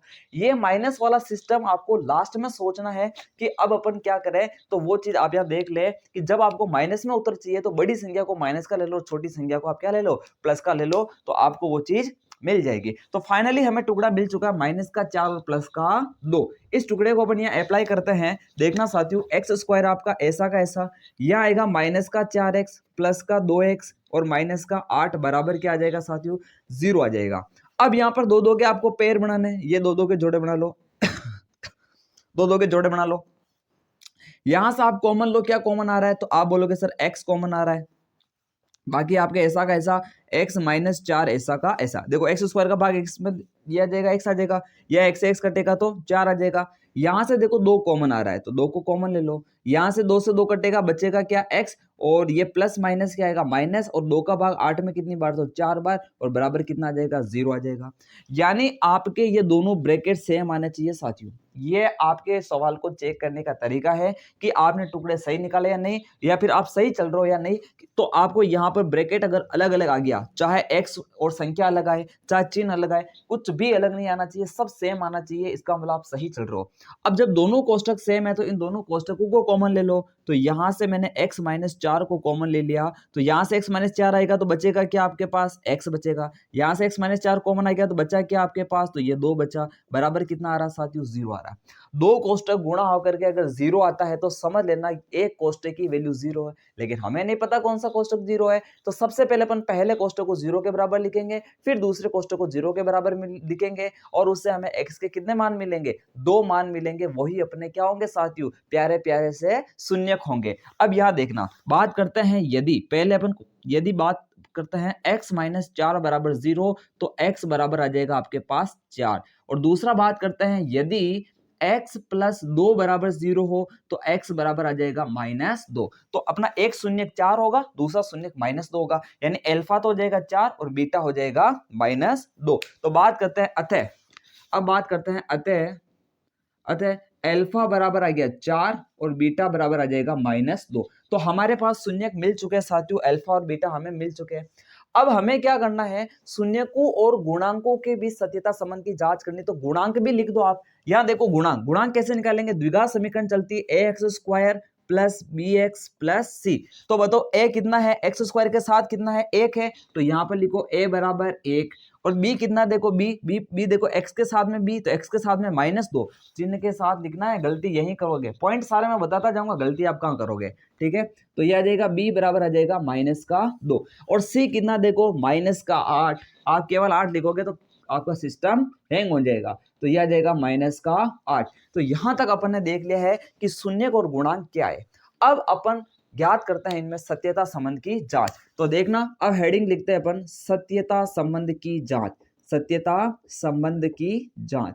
सत्यता संबंध की जो जांच होती है साथियों, वो दो तरह से होती है। पहला शून्यकों का योग और दूसरा शून्यकों का गुणा। तो सबसे पहली जांच करते हैं अपन, यहां देखना साथियों, शून्यकों का योग। क्या बात आती है, शून्यकों का योग, शून्यकों का योग। अब शून्यकों का जो योग होता है साथियों, वो कितना होता है, तो वो होता है माइनस का b बटे हुआ है। कितना होता है साथियों, शून्यकों का योग माइनस का b बटे हुआ है। यानी शून्यकों का योग को अपन लिखते हैं, या फिर ऐसा करो, शून्यकों का योग हेडिंग डाल दो और उसमें अपन लिखेंगे कि अल्फा प्लस बीटा बराबर होता है माइनस का b बटे हुआ a। ये बात आती है शून्यकों के योग में कि दोनों शून्यकों का योग होता है वो आपके माइनस का b बटे हुआ यानी गुणांकों के बराबर होता है। अब होता है या नहीं होता है, इस सवाल में अपने को यह सिद्ध करना है। तो अल्फा और बीटा की वैल्यू साथियों आपके पास कितनी चल रही है, तो अल्फा की जगह आ जाएगा 4 और बीटा की जगह आ जाएगा -2, और बराबर बात करते हैं, देखो यहां गलती करोगे आप, ये माइनस आपके इस सूत्र का है, ये तो आपको लिखना है। अगर b माइनस का है तो उसको कोष्टक में माइनस के साथ ही लिखना है। आप क्या सोचते हो, माइनस तो ये चल ही रहा, 2 लिखोगे -2 हो गया, ये लो सा b हो गया, लेकिन वो गलत है। आपको ये माइनस यहाँ लिखना है, फिर b अगर खुद माइनस का है तो उसको माइनस के साथ कोष्टक में लिखना है। और a की वैल्यू कितनी है, 1 है। अब 4 में से 2 घटाओ कितना आएगा, 2, और माइनस माइनस कितना हो जाएगा, प्लस का 2। तो बताओ लेफ्ट साइड और राइट साइड बराबर आई कि नहीं। तो अपनी पहली जांच यहाँ पर कंप्लीट होती है कि शून्यकों का योग होता है वो गुणांकों के बीच में जो संबंध चलता है कि अल्फा प्लस बीटा बराबर माइनस का b बटा है, वो सत्य है। वो संबंध क्या है, सत्य है। तो पहली सत्यता संबंध की जांच अपने कंप्लीट होती है। दूसरी जांच को करते हैं, दूसरी जांच है साथियों शून्यकों का गुणा। क्या बात करते हैं साथियों, शून्यकों का गुणा। तो यह हेडिंग डालेंगे अपन, शून्यकों का गुणा। और शून्यकों का गुणा साथियों क्या होता है, अल्फा इंटू बीटा बराबर c बटेवा a। तो उसको लिखेंगे यहां पर, देखना साथियों, अल्फा इंटू बीटा बराबर c बटेवा a। अब मुझे बताओ अल्फा कितना चल रहा है, 4 चल रहा है, इंटू बीटा कितना चल रहा है, -2 चल रहा है, c बटा है, c कितना चल रहा है, -8 चल रहा है, a कितना चल रहा है, 4 दूनी 8 यानी -8, और ये -8। तो इस प्रकार साथियों सत्यता संबंध की जांच अपने यहाँ पर कंप्लीट होता है। ये पूरा सवाल यहाँ पर कंप्लीट होता है। सबसे पहले अपन ने साथियों शून्य ज्ञात किए गुणनखंड विधि के माध्यम से, और जब शून्यक मिले तो शून्यकों और गुणांकों के बीच हमने दोनों जांचें भी यहाँ पर कंप्लीट कर दिए। इस प्रकार दोनों टुकड़ों से मिलकर के सवाल आपका कंप्लीट होता है। तो आप इस सवाल को अच्छे से नोट करो। फिर अपन बढ़ते हैं क्वेश्चन नंबर 19 की तरफ।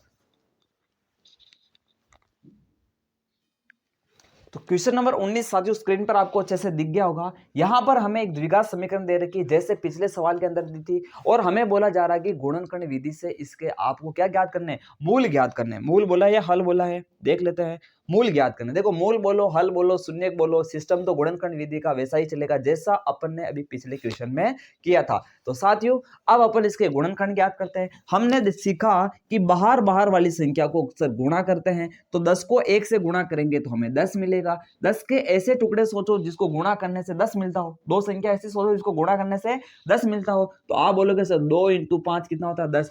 क्या इन दोनों के माध्यम से आपको बीच वाला नंबर मिल सकता है? कैसे भी मिल सकता है क्या? आप बोलोगे सर हाँ 2 और 5 का गैप 3 होता है, तो अपन ला सकते हैं 3 को। कैसे ला सकते हैं? अब आपको चाहिए माइनस का 3। देखो अगर मैं 5 में से 2 घटाऊंगा तो मुझे मिलेगा प्लस का 3, यानी ये टुकड़ा तो अपना हो नहीं सकता है।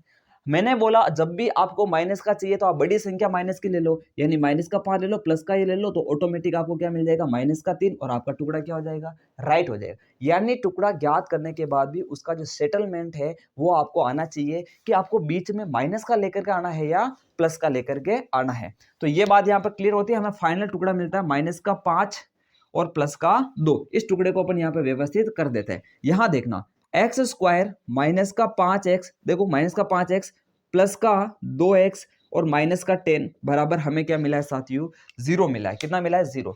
अब यहां देखो आप ध्यान से, हमें दो के जोड़े बनाने हैं। ये दो संख्या का जोड़ा, ये दो संख्या का जोड़ा। यहां से आप x कॉमन ले लो, ये x कॉमन आ रहा है, x का भाग x² में देंगे x बार जाएगा, माइनस x से x कटेगा, ये 5 आ जाएगा।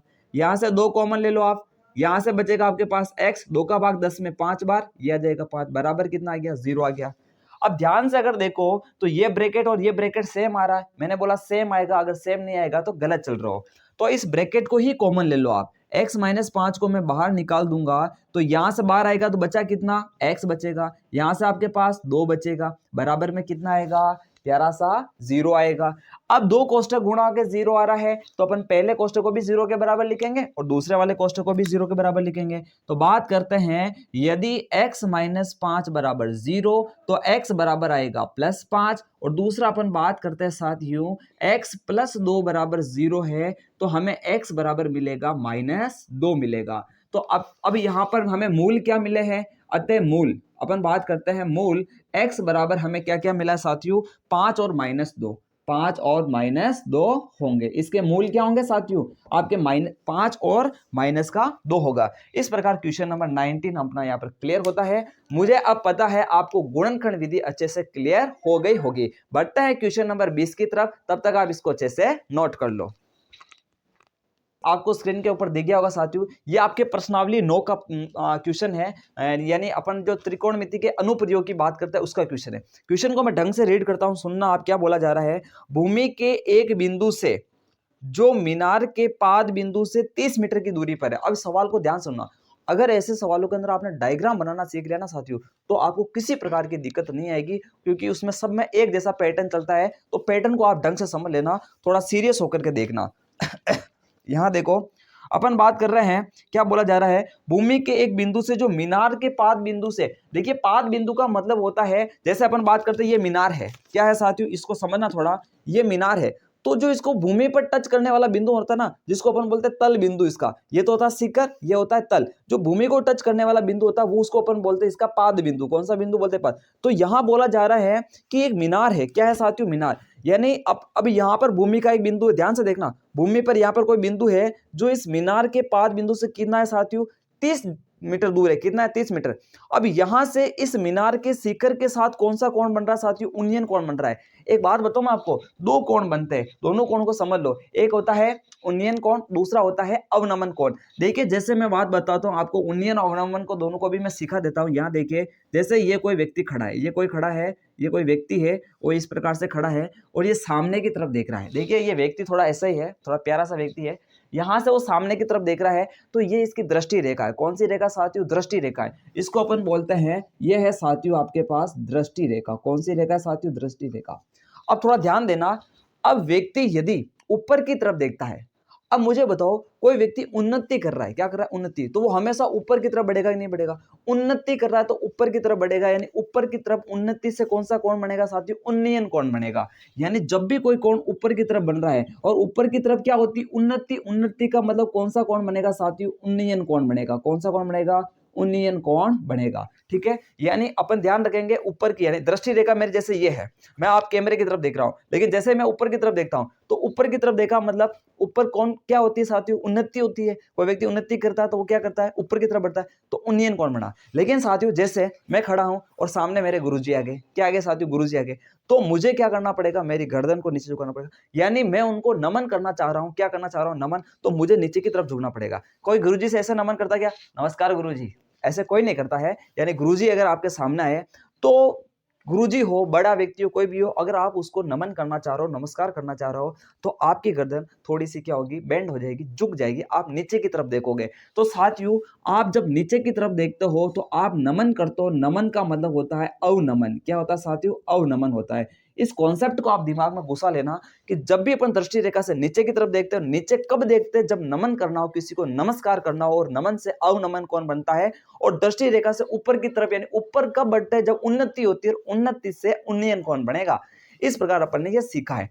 तो यहां पर इस कॉन्सेप्ट को आप अच्छे से नोट कर लेना, मैं इसको यहां पर क्लियर कर देता हूं। अपन सवाल के ऊपर आते हैं और सवाल को समझने का प्रयास करते हैं। ठीक है, अब बात करते हैं साथियों, सवाल में क्या बोला जा रहा है। सवाल में जो बोला जा रहा है उसको समझना। एक मीनार है और भूमि ऐसे देखो, ये पूरी क्या है? भूमि है। ये क्या है? भूमि। अब इस भूमि के ऊपर एक बिंदु लिया जा रहा है, जैसे मैंने बिंदु ले लिया, ये यहां से जो ये भूमि का बिंदु है, ये इस मीनार के, ये साथियों क्या है? आपकी मीनार है। क्या है? मीनार है। इस मीनार से कितना दूर है साथियों? ये बिंदु आपके 30 मीटर की दूरी पर है। और इस मीनार से ये बोला जा रहा है कि इस बिंदु से इस मीनार के शिखर का उन्नयन कौन? अब मुझे बताओ, मैं यहाँ पर खड़ा हूं माना की भूमि पर, मुझे इस मीनार का शिखर देखना, तो मुझे क्या करना पड़ेगा? ऊपर देखना पड़ेगा। इसलिए आपके यहाँ पर ये कौन सा कोण बन रहा है साथियों? उन्नयन कोण बन रहा है। यानी मीनार के शिखर के साथ में कौन सा कोण बन रहा है? उन्नयन। और ये उन्नयन कोण की वैल्यू आपको कितनी दे रखी है साथियों? यहाँ पर 30 डिग्री दे रखी है। कितनी दे रखी है? 30 डिग्री दे रखी है। तो इस सवाल को ध्यान से देखना, क्या हमें मीनार की ऊंचाई दे रखी है?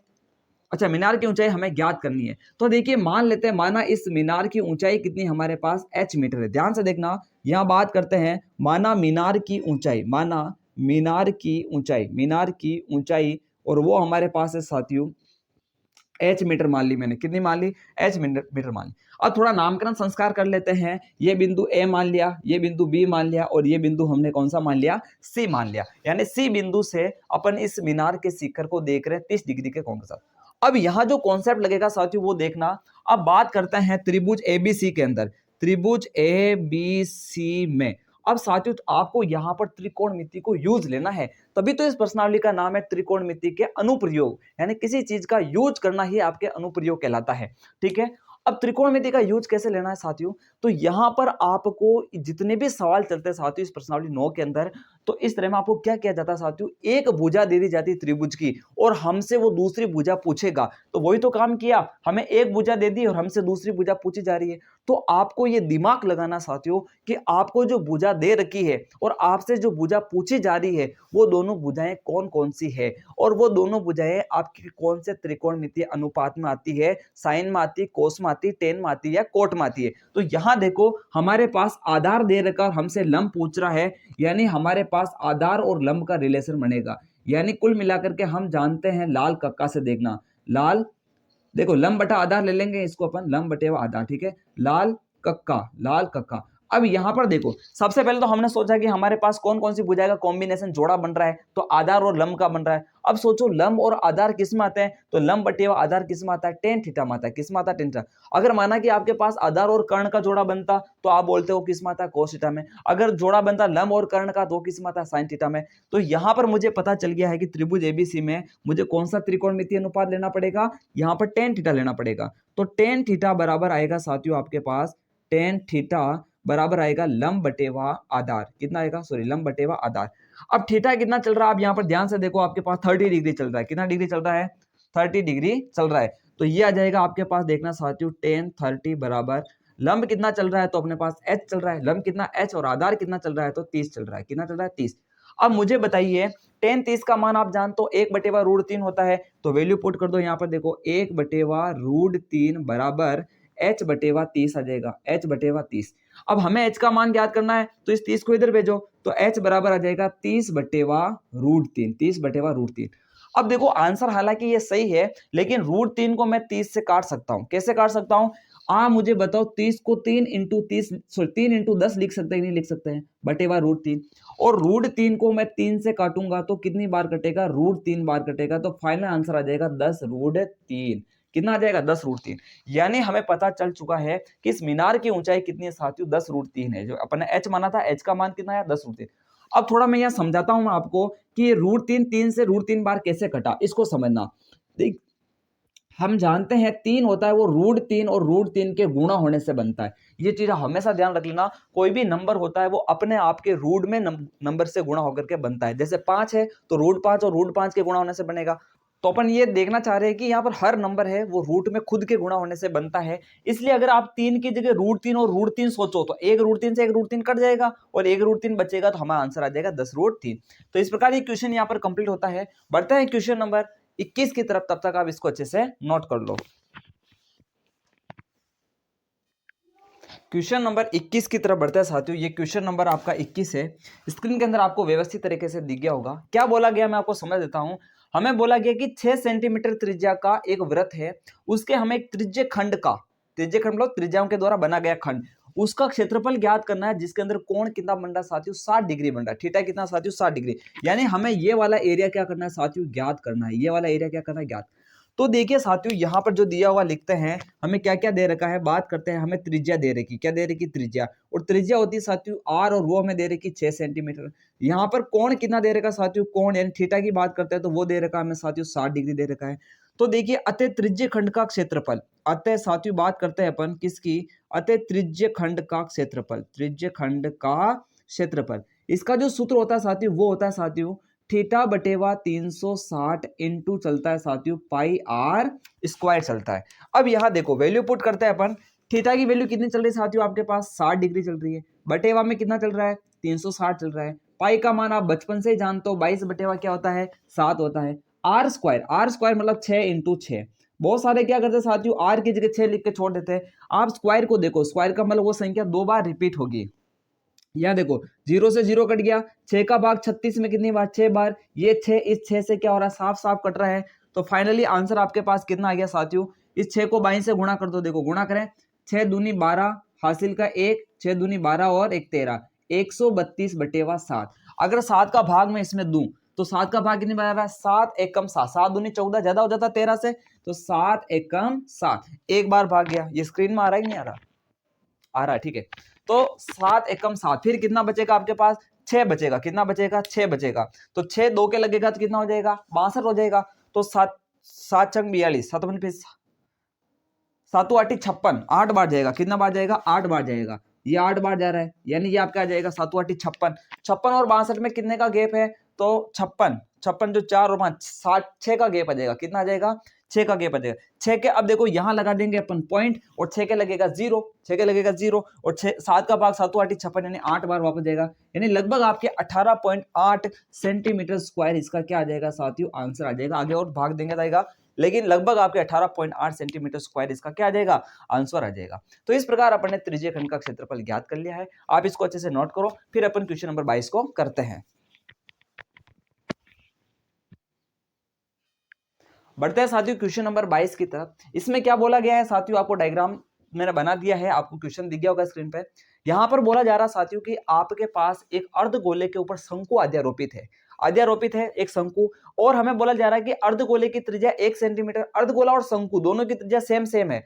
जब भी कोई चीज किसी के ऊपर अध्यारोपित दे रही है ना साथियों, तो आप समझ लेना दोनों की त्रिज्या हमेशा क्या क्या चल रही है? सेम सेम चलेगी। अगर इसके ऊपर मैं बेलन अध्यारोपित करूंगा तो भी बेलन की और इसकी अर्धगोले की त्रिज्या क्या चलेगी? बराबर चलेगी। और हमें बोला जा रहा है कि शंकु की जो ऊंचाई है वो इस त्रिज्या के बराबर है, यानी त्रिज्या 1 है तो शंकु की ऊंचाई भी कितनी हो जाएगी? 1 हो जाएगी। तो यहां पर बात करते हैं हमें क्या क्या दे रखा है। अपन लिखते हैं यहां पर, इसके अंदर हमें दे रखा है कि अर्धगोले बात करते हैं, ध्यान से देखना, अर्धगोले व शंकु की त्रिज्या वो कितनी दे रखी साथियों, शंकु की त्रिज्या दोनों ही हमारे पास सेम सेम है और वो हमें दे रखी r बराबर 1 सेंटीमीटर।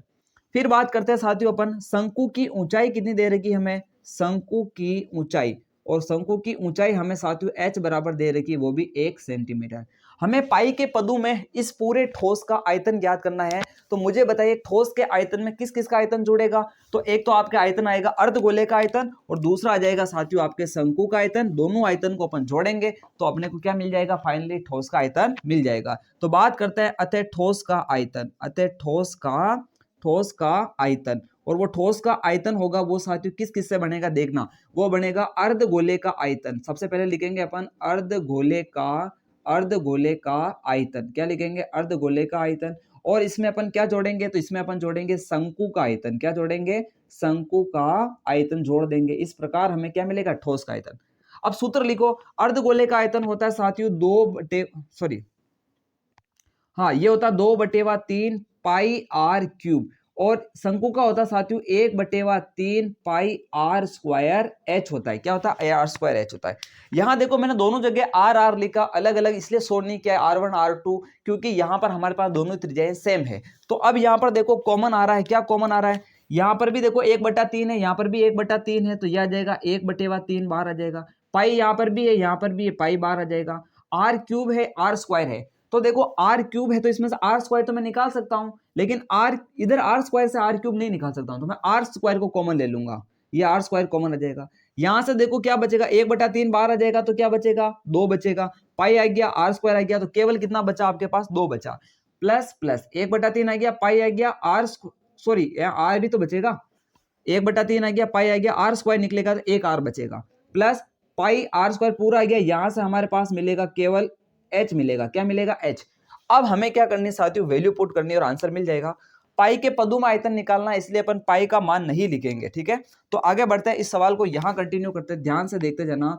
हम निकाल रहे हैं ठोस का आयतन, क्या निकाल रहे हैं, ठोस का। तो 1/3 ऐसा का ऐसा आ जाएगा, पाई ऐसा का ऐसा, आर स्क्वायर, आर का मान कितना साथियों, 1 है, तो 1 का स्क्वायर कर दो, यहाँ पर 1 का स्क्वायर आ जाएगा। फिर अंदर देखो 2r, तो ये आ जाएगा 2 और r की जगह 1, प्लस h की जगह भी कितना आएगा साथियों, 1 आएगा, कितना आएगा, h, क्योंकि h भी कितना है साथियों हमारे पास 1 है। तो यहां देखना, ये तो 1 का स्क्वायर 1 होता है, 1 को गुणा करो कोई मतलब नहीं, पाई बटेवा 3, 2 एकम 2, 2 और 1 कितना हो जाएगा, 3, ये आ जाएगा 3, ये 3 से 3 कटेगा, ये आ जाएगा पाई सेंटीमीटर क्यूब, क्योंकि आयतन हमेशा क्यूब में चलता है और सब सेंटीमीटर में दे रखा था। तो इस प्रकार साथियों अपन ने क्वेश्चन नंबर 22 में इस ठोस का आयतन ज्ञात कर लिया है, ठीक है। तो इस प्रकार आपके ये आयतन और क्षेत्रफल से संबंधित सवाल बनते हैं, ठीक है। तो इसको आप अच्छे से नोट करो, फिर अपन क्वेश्चन नंबर 23 को भी इसी तरह करते हैं। तो बढ़ते हैं साथियों क्वेश्चन नंबर 23 की तरफ। क्वेश्चन नंबर 23 आपको स्क्रीन के ऊपर अच्छे से दिख गया होगा। यहां बोला जा रहा साथियों हमें दो समीकरण दे रखी है, इनको ग्राफीय विधि से हल ज्ञात करना। कौन सी विधि से, ग्राफीय विधि।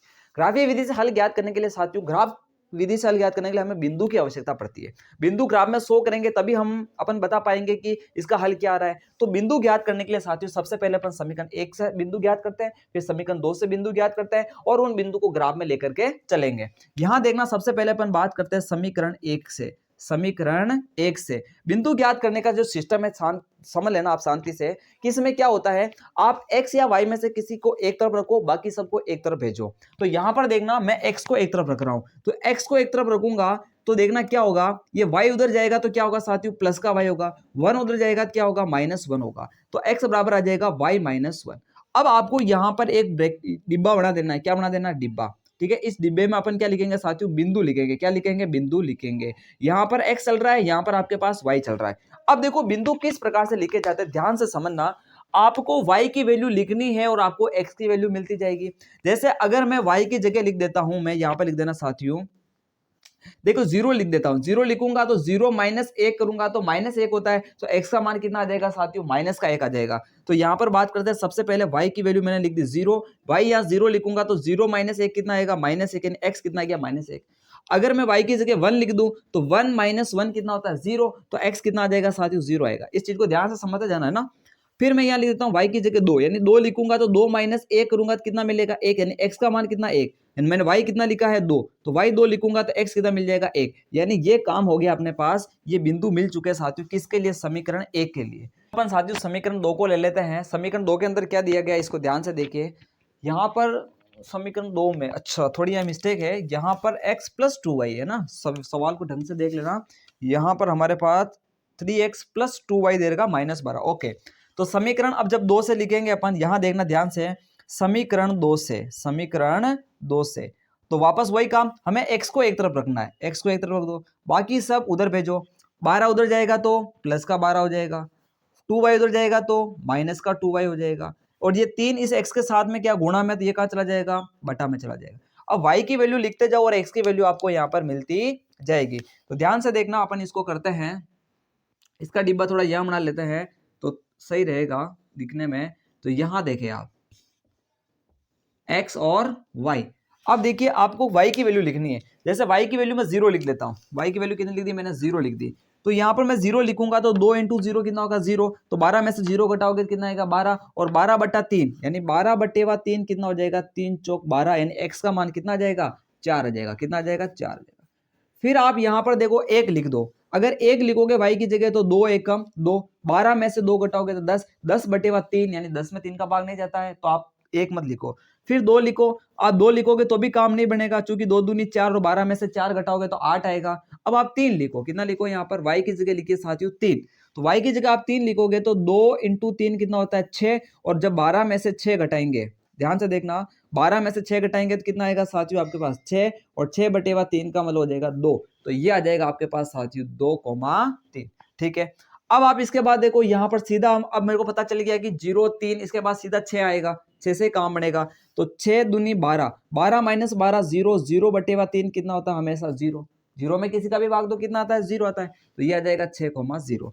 तो अब हमें साथियों बिंदु मिल चुके हैं, इन बिंदुओं को अपन कहाँ लेकर चलते हैं, ग्राफ में लेकर के चलते हैं। तो ग्राफ में ले जाने के लिए साथियों आपको 2 एक्सिस की आवश्यकता पड़ेगी, एक आपके पास x है तो दूसरी आपके पास y है। ये कौन सी एक्स है साथियों, तो आपके पास x है और ये आपके पास y है।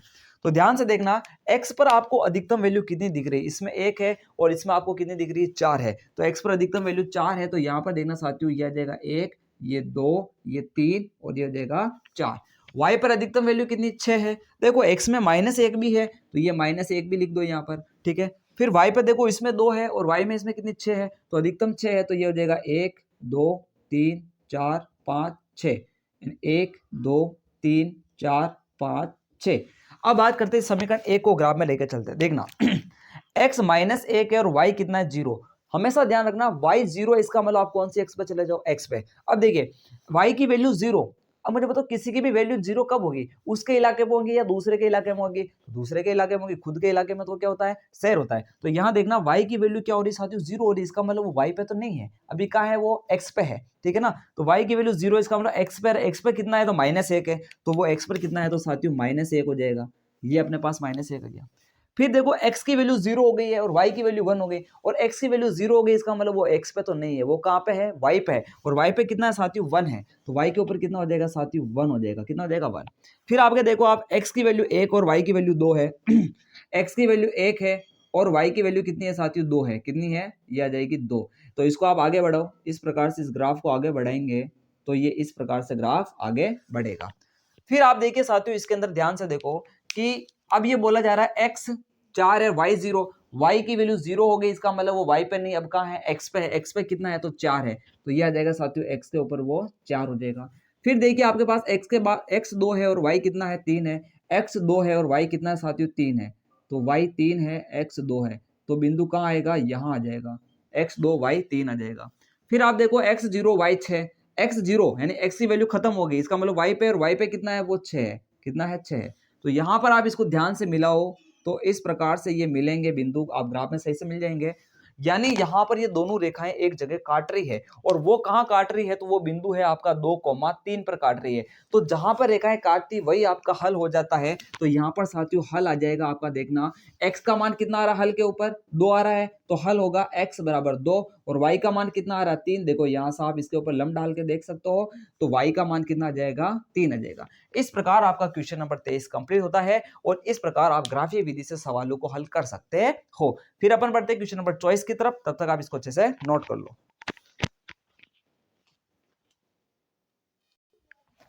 साथियों क्वेश्चन नंबर चॉइस स्क्रीन पर आपको अच्छे से दिख गया होगा। यहां पर क्या बोला जा रहा है उस व्यवस्था को मैंने आपके सामने लिखा कि दो बिंदु दे रखे साथियों आपको -1 7 और 4 -3, मैंने दोनों बिंदु को लिख दिया है।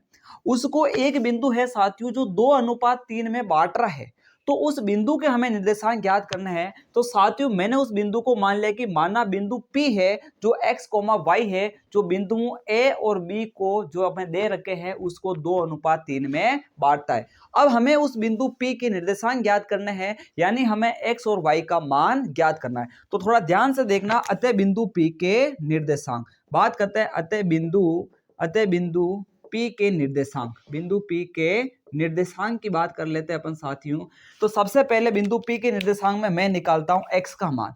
x का सूत्र देखो, विभाजन सूत्र से क्या आता है आपको पता होगा, m1x2 plus m2x1 बटेवा m1 plus m2, ये आता है हमारे पास, यानी 12 21। ये रूल याद रखना, 12 21, और x चलेगा तो उसके साथ हमेशा x ही चलता है, और y चलेगा तो y के सूत्र में y चलता है। तो देखना x बराबर आएगा आपके पास m1, ये आपका m1 होता है, ये आपका m2 होता है, ये x1 y1, ये x2 y2। तो यहां देखना m1 x2, तो m1 तो हो जाएगा 2, x2 आपका ये वाला देखो 4, तो यह आ जाएगा 4, प्लस m2 कितना है 3, और x1 कितना साथियों -1 है, कितना है -1 है, बटेवा m1 प्लस m2, 2 प्लस 3 कितना हो जाएगा साथियों 5 हो जाएगा। अभी जोड़ते हैं देखना, 4 दूनी 8, और यह आ जाएगा प्लस माइनस -3, बटेवा कितना आ रहा है 5, 8 में से 3 घटाओगे 5 बटेवा 5, यानी x बराबर हमारे पास कितना आ गया साथियों, x बराबर आ चुका है 1। कितना आ गया है 1। अब इसी प्रकार अपन y का मान निकाल लेते हैं। तो अब बात करते हैं तथा y बराबर सूत्र बनेगा देखो 12 21, लेकिन 12 में क्या आएगा y2 आएगा, प्लस m2 के साथ y1 आ जाएगा, और बटेवा में आपके पास m1 प्लस m2 चलेगा। तो y बराबर देखना, m1 तो आपके पास 2 चल रहा है, अब y2 देखो, y2 कितना आपके पास -3 है, कितना है -3, प्लस m2 कितना आपके पास, तो यह आ जाएगा 3, और y1 देखो कितना है 7 है, कितना है 7 है, और बटेवा आपके पास m1 प्लस m2 यानी 2 प्लस 3 चल ही रहा है। तो y बराबर आ जाएगा आपके पास 2 3 6 यानी माइनस का 6, और 7 3 21 यानी प्लस का 21, बटेवा 2 और 3 कितना होता है साथियों 5 होता है। 21 में से 6 घटाओगे तो आएगा 15, और 15 में जब 5 का भाग दोगे तो आपको आएगा 3, यानी y बराबर कितना आ गया साथियों 3 आ गया। तो बताइए उस बिंदु P के निर्देशांक क्या होंगे साथियों। तो देखो x की जगह 1 और y की जगह 3, यानी 1,3। अतः बिंदु P के निर्देशांक, अतः बिंदु P 1,3 होगा, यानी जो आपके उसको बांट रहा है वो क्या होगा साथियों 1,3 होगा। इस प्रकार अपना ये क्वेश्चन यहाँ पर कंप्लीट होता है। विभाजन सूत्र को यूज किया अपन ने। फिर अपन अब क्वेश्चन नंबर 25 की तरफ बढ़ते हैं, तब तक आप इसको अच्छे से नोट कर लो। शायद क्वेश्चन नंबर 24 के अथवा में कुछ दे रखा है ना, अच्छा उस अथवा वाले सवाल को भी अपन कर लेते हैं, ठीक है, इसको आप अच्छे से नोट करो, फिर अथवा वाला सवाल को कर लेते हैं। क्वेश्चन नंबर 24 का साथियों, क्वेश्चन नंबर 24 का जो अथवा वाला क्वेश्चन वो इस प्रकार है कि हमें दो बिंदु दे रखे P और Q। एक बिंदु P 2, -3, Q है 10y। इसके बीच की जो दूरी है साथियों वो हमें 10 दे रखी, कितनी दे रखी 10 मात्रक, यानी मात्रक इसका कुछ भी हो सकता है, हमें 10 दे रखी है। तो साथियों अपन यहाँ पर देखो दूरी सूत्र लगाएंगे, क्योंकि PQ बराबर हम क्या जानते हैं साथियों, वो होता है साथियों दूरी सूत्र से x2 - x1 का whole square plus y2 - y1 का होल स्क्वायर, ये अपन जानते हैं साथियों। यहां पर सूत्र को अप्लाई करो, x2 - x1 यानी 10 में से 2 घटाओ आप, तो यह आ जाएगा 10 - 2 का whole square, plus y2 - y1 यानी y में से आप 3 घटाओ, तो y में से 3 घटाओगे तो प्लस 3 हो जाएगा, क्योंकि ये माइनस ऑलरेडी चल रहा है, तो यह आ जाएगा y + 3 का होल स्क्वायर हो जाएगा। यहां आप ध्यान से देखना इस सवाल को आप, और ये आपके पास PQ कितना चल रहा है 10, देखो PQ आपको कितना दे रखा है 10 दे रखा है, तो ये आ जाएगा 10 - 2 का स्क्वायर यानी 8 का स्क्वायर, 8 का स्क्वायर कितना होता है 64 होता है, ये 10 दे रखा, सॉरी हाँ 10 दे रखा है, ठीक है, और 64 प्लस ये आ जाएगा आपके पास y + 3 का होल स्क्वायर। अब देखो आप इसको आगे सोल्व नहीं कर सकते, तो आपके पास एक रास्ता आ रहा है, इस रूट को हटाओ। रूट को हटाने के लिए मुझे दोनों पक्षों का वर्ग करना पड़ेगा, तो यहां देखना दोनों पक्षों का वर्ग कर लेते हैं। दोनों पक्षों का वर्ग करने पर, तो जब आप वर्ग करोगे तो 10 का वर्ग कितना हो जाएगा 100 हो जाएगा, कितना हो जाएगा 100।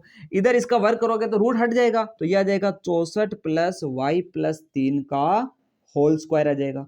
y + 3 का होल स्क्वायर कहाँ जाएगा, बाहर आ जाएगा। अब देखो 64 को इधर भेजो तो 100 में से 64 घटेगा तो 100 माइनस 64 बराबर y प्लस 3 का होल स्क्वायर आ जाएगा। क्या आ जाएगा? y प्लस 3 का होल स्क्वायर आ जाएगा। तो यहां अपन आगे बढ़ते हैं साथियों। तो यहां हम पाते हैं कि 100 में से 64 को आप घटा दो, 100 में से 64 घटा दोगे तो आपके पास कितना आ जाएगा साथियों? तो ये आ जाएगा आपके पास 36 आ जाएगा। कितना आ जाएगा? 36 आ जाएगा। तो आपको मिलेगा y प्लस 3 का होल स्क्वायर बराबर 36 मिलेगा। अब यहां पर मैं दोनों तरफ वर्गमूल ले रहा हूं, देखना दोनों पक्षों का वर्गमूल लेने पर, दोनों पक्षों का वर्गमूल लेने पर,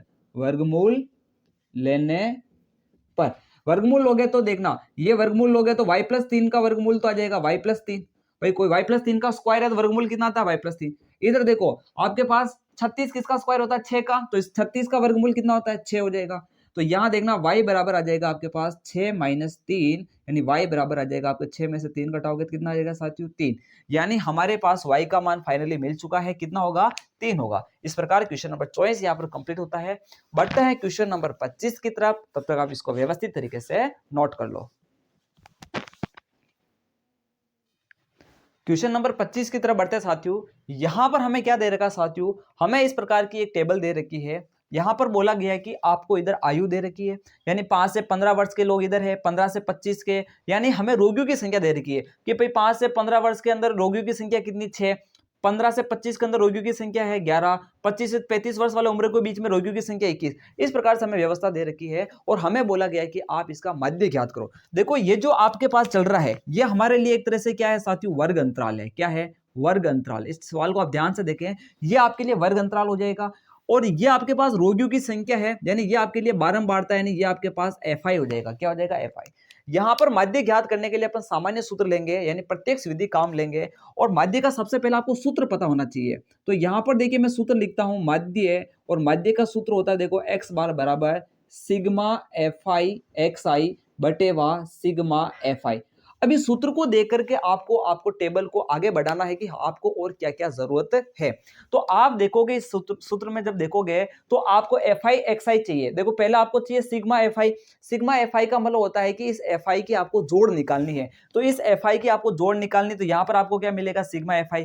और आपको चाहिए FI और XI का गुणा और उस गुणे की फिर चाहिए जोड़। तो सबसे पहले आपको FI और XI की कॉलम बनानी पड़ेगी और उसके लिए आपको सबसे पहले जरूरत पड़ेगी XI की। तो यहां पर XI जिसको अपन बोलते हैं साथियों वर्ग चिन्ह, क्या बोलते हैं साथियों? वर्ग चिन्ह बोलते हैं।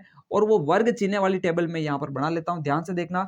अब देखना वर्ग चिन्ह कैसे निकलता है। वर्ग चिन्ह XI हमेशा निकलता है ऊपरी सीमा और निम्न सीमा को जोड़ना है, यानी ऊपरी सीमा और उसके अंदर आपको जोड़ना साथियों निम्न सीमा को। किसको जोड़ना है? निम्न सीमा को। और उसके अंदर आपको किसका भाग देना है साथियों? 2 का भाग देना है। किसका भाग देना है?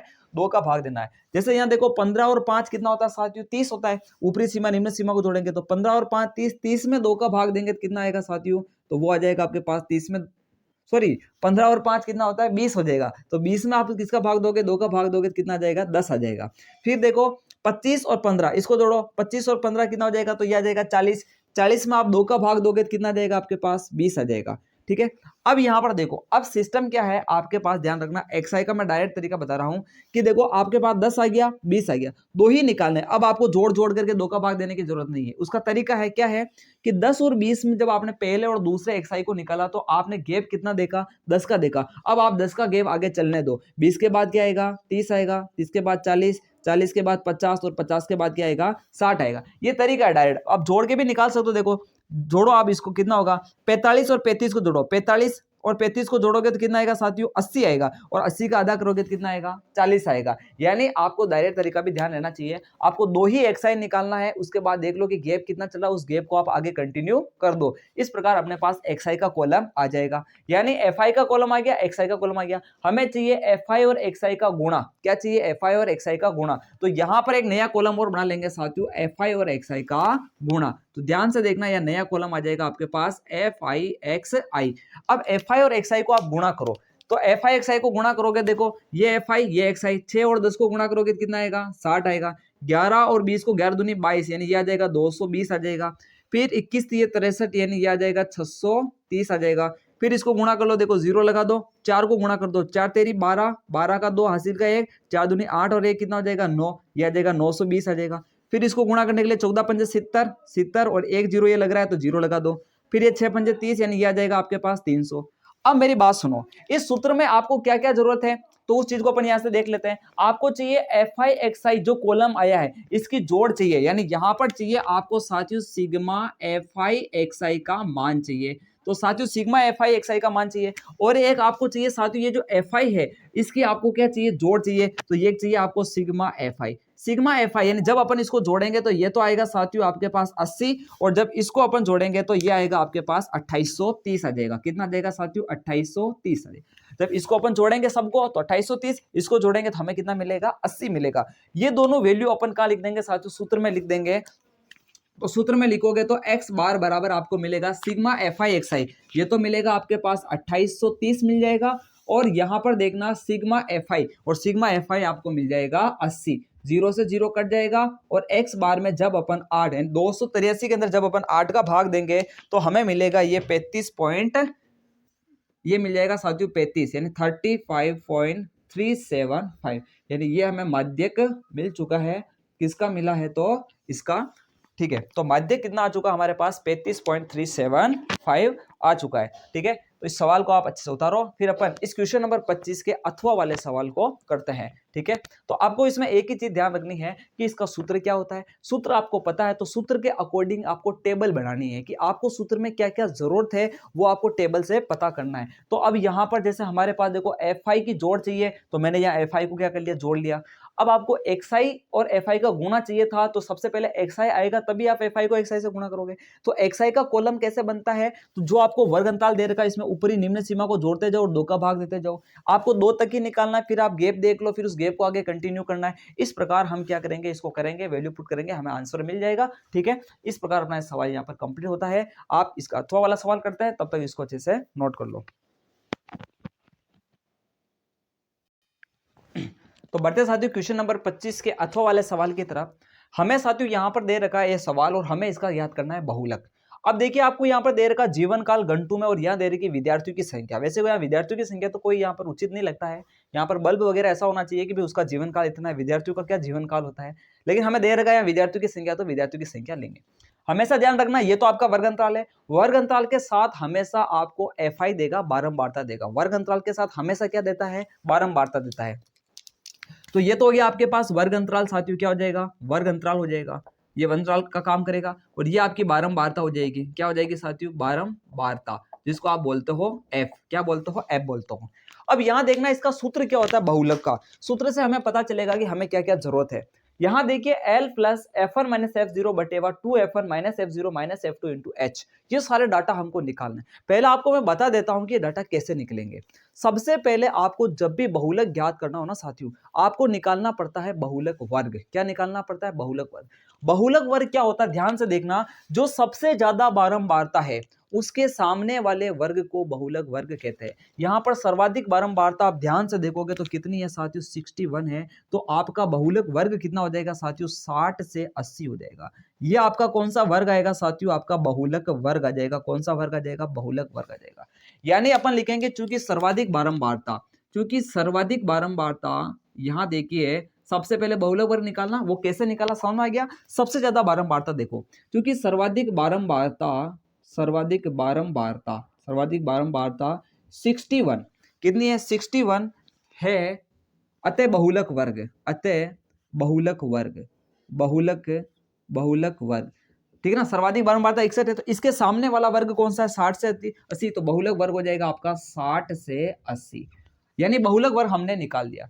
अब बहुलक वर्ग निकाल लिया है तो साथियों ध्यान से देखना, अब बात आती है एल क्या होगा। आपके जो बहुलक वर्ग निकाला है उसकी लो लिमिट यानी निम्न सीमा कितनी है, 60 है, ये आपका एल होगा। यानी ये आपका एल मिल चुका है। एल कितना आपका साथियों, 60 है। तो अपन लिखेंगे अतः एल बराबर, ध्यान से देखते जाना, सब चीजें मैं निकालना सिखा रहा हूं आपको। एल बराबर कितना आ गया, 60। बहुलक वर्ग निकालेंगे तो ही काम बनेगा। बहुलक वर्ग कैसा आएगा साथियों, सर्वाधिक बारंबारता के सामने वाला वर्ग देखो बहुलक वर्ग होगा।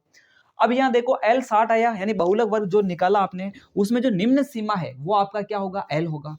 अब सुनना, यहां पर देखना बहुलक वर्ग के अंदर जो आपको बारंबारता दे रखी है वो आपके होती है साथियों F1। क्या होती है साथियों, F1।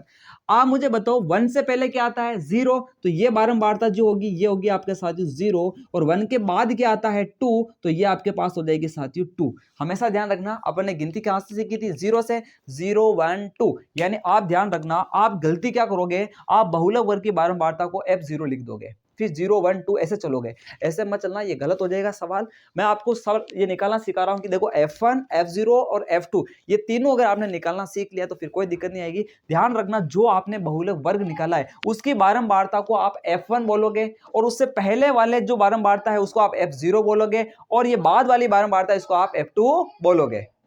ठीक है, तो इस प्रकार आपने F0, F1 और F2 की वैल्यू यहां पर क्या कर ली है, फाइंड कर ली है। अब हमारे को वैल्यू किसकी चाहिए, देखो सारी वैल्यू मिल चुकी है, हमें वैल्यू चाहिए h की। h होता है साथियों वर्ग अंतराल, यानी आपके यहां पर गैप कितना चल रहा है, 0 से 20 में गैप कितना, 20 का, 20 से 40 में गैप कितना, 20 का, तो h कितना आ गया, 20। तो सारी वैल्यू अपन लिखते हैं यहां पर, ध्यान से देखना। अपन सबसे पहले लिखते हैं F1 कितना है, तो F1 आपके पास कितना है साथियों, 61 आ जाएगा, कितना आ जाएगा 61। F0 कितना है, तो वो आ जाएगा आपके पास में 52। F2 कितना है, तो साथियों वो आ जाएगा आपके पास में 38 आ जाएगा। और मुझे बताओ H कितना है, तो वो आ जाएगा साथियों 20। ये सारी वैल्यू आपको सूत्र के अंदर लिखनी है, यानी सूत्र आपको अच्छे से याद होना चाहिए। बहुलक बराबर होता है L plus F1 minus F0 बटेवा 2F1 minus F0 minus F2 into H होता है। सारे वैल्यू अपन कैसे निकालेंगे ये मैंने आपको बता दिया कि H कैसे निकलता है, L कैसे निकलता है, बहुलक वर्ग कैसे निकलता है, F1 F0 और F2 की वैल्यू कैसे निकलती है। अब वैल्यू पुट करते हैं और हमें बहुलक यहाँ पे मिल जाएगा। अब तो गणना करनी कुछ भी नहीं बचा, मेन काम अपना हो चुका है। तो बहुलक बराबर L की जगह आ जाएगा 60 plus F1 minus F0। F1 कितना है साथियों आपके पास चल रहा है 61 माइनस F0 कितना आपके पास, तो हो जाएगा 52, कितना हो जाएगा 52 बटेवा 2F1 की जगह आ जाएगा 61 माइनस F0 की जगह आ जाएगा ये 52 आ जाएगा, और F2 की जगह कितना आ जाएगा, तो 38 आ जाएगा, ये आ जाएगा माइनस 38 इंटू H कितना चल रहा है साथियों 20 चल रहा है, कितना चल रहा है 20, तो ये आएगा आपके पास 60। यहां पर देखना प्लस 61 में से 52 को घटा दो तो ये आ जाएगा आपके पास 9, कितना आ जाएगा साथियों 9 आ जाएगा, कितना आ जाएगा 61 में से 52 घटाओगे तो आपके पास कितना आएगा साथियों 9 आ जाएगा, कितना आ जाएगा 9।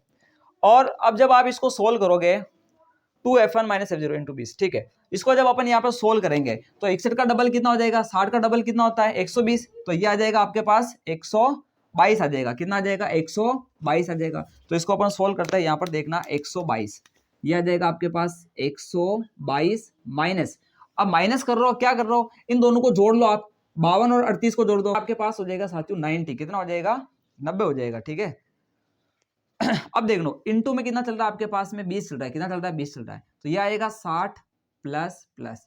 अब यहां देखना 9 दूनी 18, यानी ये आ जाएगा आपके पास 180 बटेवा 122 में से 90 घटा दो तो ये आ जाएगा आपके पास 32, कितना आ जाएगा साथियों 32। इसको आज 60 चल रहा है, इसको जब अपन काटेंगे तो इसकी वैल्यू हमारे पास आएगी 5.625 आएगी। तो फाइनली हमारा आंसर मिल गया है 65.625, यानी हमारे पास इसका माध्य कितना आ चुका है साथियों, तो 65.625 आ चुका है। ये स्क्रीन में आपको यहां तक दिख रहा होगा, ठीक है। तो इस प्रकार ये सवाल अपना अथवा वाला भी कंप्लीट होता है 25 का। बढ़ते हैं क्वेश्चन नंबर 26 की तरफ, तब तक आप इसको व्यवस्थित तरीके से नोट कर लो। क्वेश्चन नंबर 26 की तरफ बढ़ते हैं साथियों। यहां पर क्या बोला गया, स्क्रीन पर आपको व्यवस्थित तरीके से दिख गया होगा। यहां हमें बोला जा रहा है कि हमें यह सिद्ध करना है कि √1 प्लस साइन है बटे 1 माइनस साइन है वो सेक है प्लस टेन है होता है। अब देखिए साथियों, जब भी ऐसे स्वरूप सिद्ध करने वाले सवाल आते हैं तो सबसे पहले आप दिमाग लगाओ कि कोई सर्वसमीका लग रही या नहीं लग रही। सर्वसमीका अपन ने 3 पढ़ी, 1 plus sine square is equal to होता है, सॉरी साइन स्क्वायर है plus cos square is equal to होता है 1, और 1 plus sec square is equal to होता है टेन स्क्वायर है, और 1 plus cot square is equal to होता है कोसेक स्क्वायर है। यदि तीनों सर्वसमीका में से कुछ लग रहा है तो आप लगो, अगर नहीं लग रहा है तो दूसरी स्टेप आपकी होनी चाहिए, क्या होनी चाहिए कि आपको वहां पर क्या करना पड़ेगा, उसको साइन और कोस के पदों में लेकर के चलना है। लेकिन साइन कोस के पदों में ऑलरेडी है, सर्वसमीका लग नहीं रही है। अब इसके बाद अपने यहाँ पर आता साथियों कि जब कोई काम नहीं हो रहा है तो आप केवल नॉर्मल पद दे रखा तो इसका क्या कर लो, परिमेयकरण कर लो, तो भी इसका थोड़ा आगे अपन बढ़ सकेंगे, बाकी नहीं पढ़ सकेंगे। तो यहाँ देखना हर का परिमेयकरण करेंगे अपन कौन सी साइड्स को सोल्व कर रहे हैं साथियों, लेफ्ट हैंड साइड को सोल्व कर रहे हैं। यहाँ पर देखना हर का परिमेयकरण कर रहे हैं, क्या कर रहे हैं परिमेयकरण, हर का परिमेयकरण करने पर। अब परिमेयकरण करना आप अच्छे से सीख लेना, परिमेयकरण कैसे करते हैं। परिमेयकरण का मतलब होता है साथियों जो बटा में जो संख्या हर है उसमें आपको चिन्ह को बदल करके ऊपर और नीचे उसको क्या करना है, गुणा करना है। तो कैसे गुणा करेंगे ध्यान से देखना, रूट में ही सब कुछ काम होगा। 1 प्लस साइन ए बटेवा आपके चल रहा है 1 माइनस साइन ए। हम ऊपर नीचे किसे गुणा करेंगे, यहाँ माइनस है तो आप प्लस कर लो, तो वो हो जाएगा 1 प्लस साइन है, और बटा में भी क्या आ जाएगा, तो 1 प्लस साइन आ जाएगा। इससे गुणा करेंगे 1 प्लस साइन ए को 1 प्लस साइन ए से गुणा करेंगे तो आपको मिलेगा 1 प्लस साइन ए का होल स्क्वायर। ध्यान से देखना, 1 प्लस साइन ए का क्या आ जाएगा, होल स्क्वायर हो जाएगा। यहां देखो, एक हमेशा जब भी परिमेयकरण करोगे ना, तो बटा में आपके एक सर्व समीकरण लगेगी, वो लगेगी a plus B into A minus B, और वो होता है A square minus B square. देखो a plus B A minus B, A square minus B square, तो ए स्क्वायर की जगह आप क्या लिखोगे, एक का स्क्वायर लिखोगे, माइनस बी स्क्वायर मतलब आप क्या लिखोगे, साइन स्क्वायर ए लिखोगे, मतलब साइन ए का स्क्वायर साइन स्क्वायर हो जाएगा। अब 1 का स्क्वायर कितना होता है, तो 1 होता है, तो ये आ जाएगा आपके पास 1 माइनस साइन स्क्वायर है। यहाँ आपने क्या काम किया साथियों, तो आपने किया, ध्यान रखना, आपने किया a माइनस बी और a प्लस बी का जो गुणा होता है, और वो लिखा आपने a square minus B square. उसके बेसिक पे इसका मान क्या आया है, ये आया है आपके सामने। अब देखना, ये तो ऐसा का ऐसा, देखो 1 प्लस साइन ए का होल स्क्वायर बाहर आएगा, ये तो क्योंकि स्क्वायर वाला बाहर आता है तो नॉर्मल हो जाता है। तो देखना, ये तो आपके यहाँ पर देखना, एक बार अंदर ही लिख देते हैं, 1 प्लस साइन ए का ये क्या हो जाएगा, होल स्क्वायर। अब देखना, इसको सोल्व करते हैं। हमने एक सर्व समीकरण पढ़ी साथियों, साइन स्क्वायर ए प्लस कोस स्क्वायर ए बराबर होता है 1। हमें किसकी वैल्यू चाहिए साथियों, यहाँ पर 1 माइनस साइन स्क्वायर ए की वैल्यू चाहिए। तो अब मेरी बात सुनना यहां से आप कोस स्क्वायर ए को ऐसा करो, इधर रखो, इस साइन स्क्वायर ए को उधर भेजो, दिया आएगा आपके पास 1 माइनस साइन स्क्वायर ए। यानी मुझे बताओ 1 माइनस साइन स्क्वायर ए की जगह में क्या लिख सकता हूं, तो आप लिख सकते हो साथियों कोस स्क्वायर ए। क्योंकि आपको 1 माइनस साइन स्क्वायर ए की वैल्यू चाहिए थी, तो आपने कोस स्क्वायर ए को इधर रखा, साइन स्क्वायर ए को उधर भेजा, 1 माइनस साइन स्क्वायर ए, ये आया कोस स्क्वायर ए। तो इसकी जगह में क्या लिख सकता हूं साथियों, कोस स्क्वायर ए लिख सकता हूं। तो यहां पर आ जाएगा आपके साथ में कोस स्क्वायर ए। अब देखो 1 प्लस साइन ए का होल स्क्वायर है तो बाहर आएगा तो 1 प्लस साइन ए, कोस स्क्वायर है तो बाहर आएगा तो कोस है। तो इसको अपन देखना अगली स्टेप के अंदर लिखते हैं, तो ये आएगा आपके पास 1 प्लस साइन है बटेवा आ जाएगा कोस है। क्योंकि इसका स्क्वायर था तो बाहर आया तो 1 प्लस साइन है, इसका भी स्क्वायर है तो बाहर आएगा तो कोस है। अब इस कोस को एक बार इसके बटा में लिखो, इसके बार इसके बटा में। अब आपको कैसे पता चलेगा सर बटा में लिखना है कि नहीं लिखना है, तो आप देखो ना, उत्तर में आ रहा सेक और टेन, हमें पता है कि एक के बटा में कोस आएगा तभी सेक होगा, और साइन के बटा में कोस आएगा तभी टेन होगा। तो यहाँ पर इसको अपन ऐसे लिखेंगे, एक बटेवा कोस है प्लस एक बार लिखेंगे साइन है बटेवा कोस है। तो यहाँ देखो, एक बटा कोस तो हम जानते हैं सेक है होता है, और साइन है बटेवा कोस है हमारे पास होता है टेन ए। एच पी हैंस प्रूव, यही हमारी राइट साइड है। इस प्रकार अपन ने लेफ्ट साइड को सोल्व करके राइट साइड लेकर के आगे हैं। यहाँ अपना क्वेश्चन नंबर 26 कंप्लीट होता है। अब इसका अथवा वाला सवाल और कर लेते हैं, तब तक आप इसको अच्छे से नोट कर लो। तो क्वेश्चन नंबर 26 के अपन अथवा वाले की बात करते हैं। हमें दे रखा साथियों इसके अंदर कि 15 कोट ए बराबर 18, तो हमें साइन ए और सेक ए का मान ज्ञात करना। साथियों आपको इस तरह के सवाल अक्सर पूछे जाते हैं कि आपको यहाँ पर एक अनुपात दिया जाएगा और दूसरे अनुपात आपसे पूछे जाएंगे। तो एक अनुपात अगर साथियों उसने सवाल में दिया है तो उसने कितनी भुजा दे दी है, त्रिभुज की, समकोण त्रिभुज की 2 भुजा दे दी। क्योंकि हर अनुपात के अंदर 2 भुजा चलती है, चाहे साइन होगा तो लंब बटा कर्ण यानी 2 भुजा आ रही है, कोस होगा तो आधार बटा कर्ण यानी 2 भुजा आ रही है, टेन होगा तो लंब बटा आधार यानी 2 भुजा आ रही है। तो हर अनुपात के अंदर 2 भुजा छुपी हुई होती है। उन 2 भुजा से अपन तीसरी भुजा निकालेंगे, और जब तीनों भुजाएं हमारे पास हो, त्रिभुज की जब तीनों भुजाएं हमारे पास हो, तो अपन कोई सा भी त्रिकोणमितीय अनुपात हो उसको आसानी से निकाल सकते हैं। कैसे निकालेंगे इस सवाल में आप ढंग से देख लेना। यहाँ पर आप यहाँ पर देखिए, हमें एक अनुपात दे रखा है 15 कोट ए बराबर 18। तो यहां से अगर अपन देखें तो कोट ए बराबर कितना हो जाएगा, तो आप बोलोगे सर 18 बटेवा 15 हो जाएगा। अब मुझे बताओ, आपको कोट ए दिया उसने, तो उसने कौन कौन सी भुजा देती है, तो पहला आप बताओ कोट बराबर क्या होता है, तो आप बोलोगे सर आधार बटेवा लंब होता है। यानी आपको आधार दे दिया साथियों 18 और आपको लंब दे दिया साथियों 15। अब आपको कर्ण और निकालना है। कर्ण क्यों निकालना है, क्योंकि आपको साइन निकालने के लिए लंब बटा कर्ण करना पड़ेगा, ताकि लंब तो आपके पास है लेकिन कर्ण आपके पास नहीं है। सेक निकालने के लिए आप क्या करोगे, सेक होता है कर्ण बटेवा आधार, क्या होता है, कर्ण बटेवा आधार होता है। तो वापस आपको कर्ण की जरूरत पड़ेगी जो आपके पास नहीं है। तो आपको जब 2 भुजाएं दे रखी हो त्रिभुज की, तीसरी निकालनी हो, तो कौन सी प्रमेय याद आएगी, पाइथागोरस प्रमेय याद आएगी। तो अपन देखते हैं, यहाँ पर देखना पाइथागोरस प्रमेय से, कौन सी प्रमेय से, पाइथागोरस प्रमेय से, पाइथागोरस प्रमेय से। अब पाइथागोरस प्रमेय क्या कहती है साथियों, कर्ण स्क्वायर बराबर आधार स्क्वायर प्लस लंब स्क्वायर। कर्ण स्क्वायर हमें निकालना है, आधार स्क्वायर का मतलब ये हो जाएगा आपके पास 18 का स्क्वायर, और लंब स्क्वायर का मतलब आपका हो जाएगा 15 का स्क्वायर हो जाएगा। अब देखिए कर्ण स्क्वायर बराबर 18 का स्क्वायर कितना होता है साथियों, 18 का स्क्वायर कर लेते हैं अपन 1 64 और 8 का 8, 8 दूनी 16, तो ये आ जाएगा 6 और 18 का स्क्वायर कैसे करें साथियों, तरीका सीख लो, इधर देख लो आप।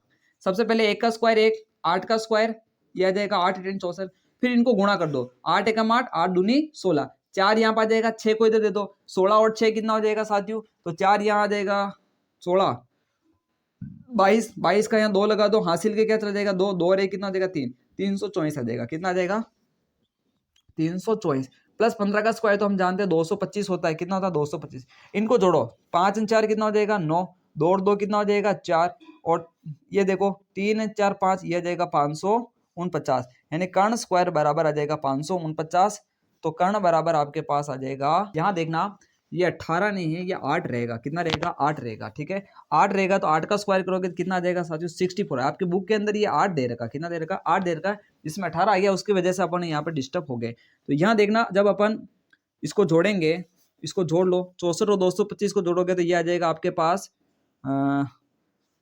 5 4 9 हो जाएगा, 8 और 2 289 आ जाएगा, कर्ण स्क्वायर 289, तो कर्ण बराबर कितना देगा 17 आ जाएगा, क्योंकि ये आपके पास 289 किसका वर्ग होता है 17 का वर्ग होता है। अब कर्ण आपको मिल चुका है, अब देख रहा कर्ण आपको मिल चुका है, तो बात करते हैं साइन ए, अब बात करते हैं अतः साइन ए बराबर होता है लंब बटेवा कर्ण, और लंब आपको कितना चल रहा है साथियों 15 चल रहा है, यह आ जाएगा 15, और कर्ण अभी आपने कितना निकाला 17, तो यह आ जाएगा 15/17। और फिर बात करते हैं अपन से के होता है साथियों कर्ण बटेवा आधार, कर्ण आपके 17 है और आधार आपके 8 चल रहा है, 18 नहीं है, ध्यान रखना, ये आ जाएगा 18 से करेंगे तो वही 549 रूट वाला चलेगा, कर्ण वो चलेगा, ठीक है, यानी उसको अपन आगे सोल्व नहीं कर पाएंगे, लेकिन इसका ये 8 है आपकी बुक के अकॉर्डिंग, तो उसके अकॉर्डिंग मैंने यहाँ पर 8 लिया है, तो इससे अपना आंसर आ जाएगा साइन है और सेक, यानी जब भी हमें एक अनुपात देगा दूसरा पूछेगा, तो दिए गए अनुपात से 2 भुजा दे रखी, उससे अपन तीसरी भुजा पाइथागोरस प्रमेय से निकालेंगे, तीनों भुजाएं जब अपने सामने हैं, तो जो त्रिकोणमितीय अनुपात निकालना है उसको सबसे पहले लिखो कि साइन होता क्या है, लंब बटा कर्ण, तो लंब की जगह लंब की वैल्यू और कर्ण की जगह कर्ण की वैल्यू, इस प्रकार अपना इक्वेशन यहाँ पर कंप्लीट होता है। अपन क्वेश्चन नंबर 27 की तरफ बढ़ते हैं, तब तक इसको आप अच्छे से नोट कर लो।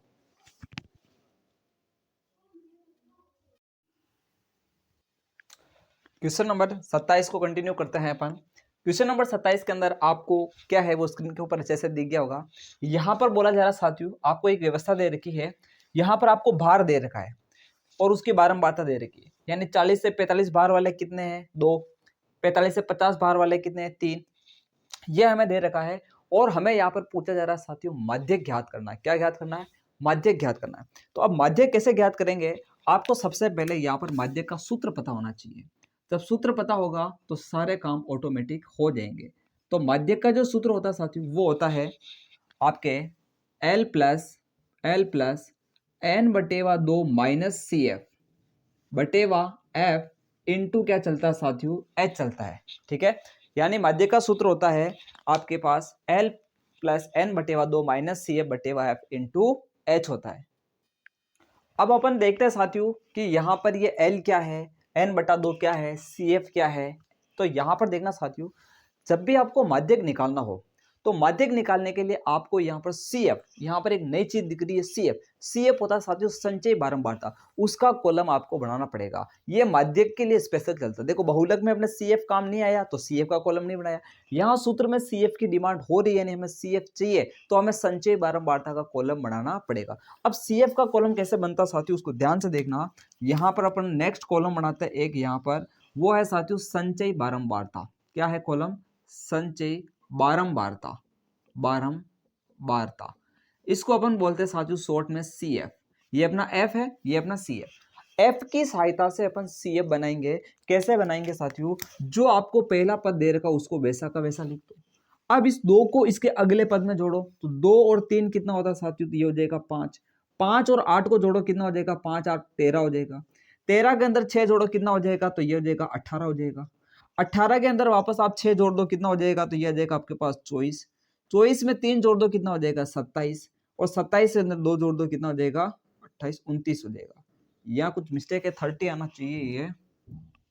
यहाँ वापस देखो 2 और 3 कितना हो गया 5, 8 5 कितना हो गया 13, 13 और 6 कितना हो गया 16, 7 18 19, 16, ये हो जाएगा 19, यहाँ से मिस्टेक हो गई, ठीक है।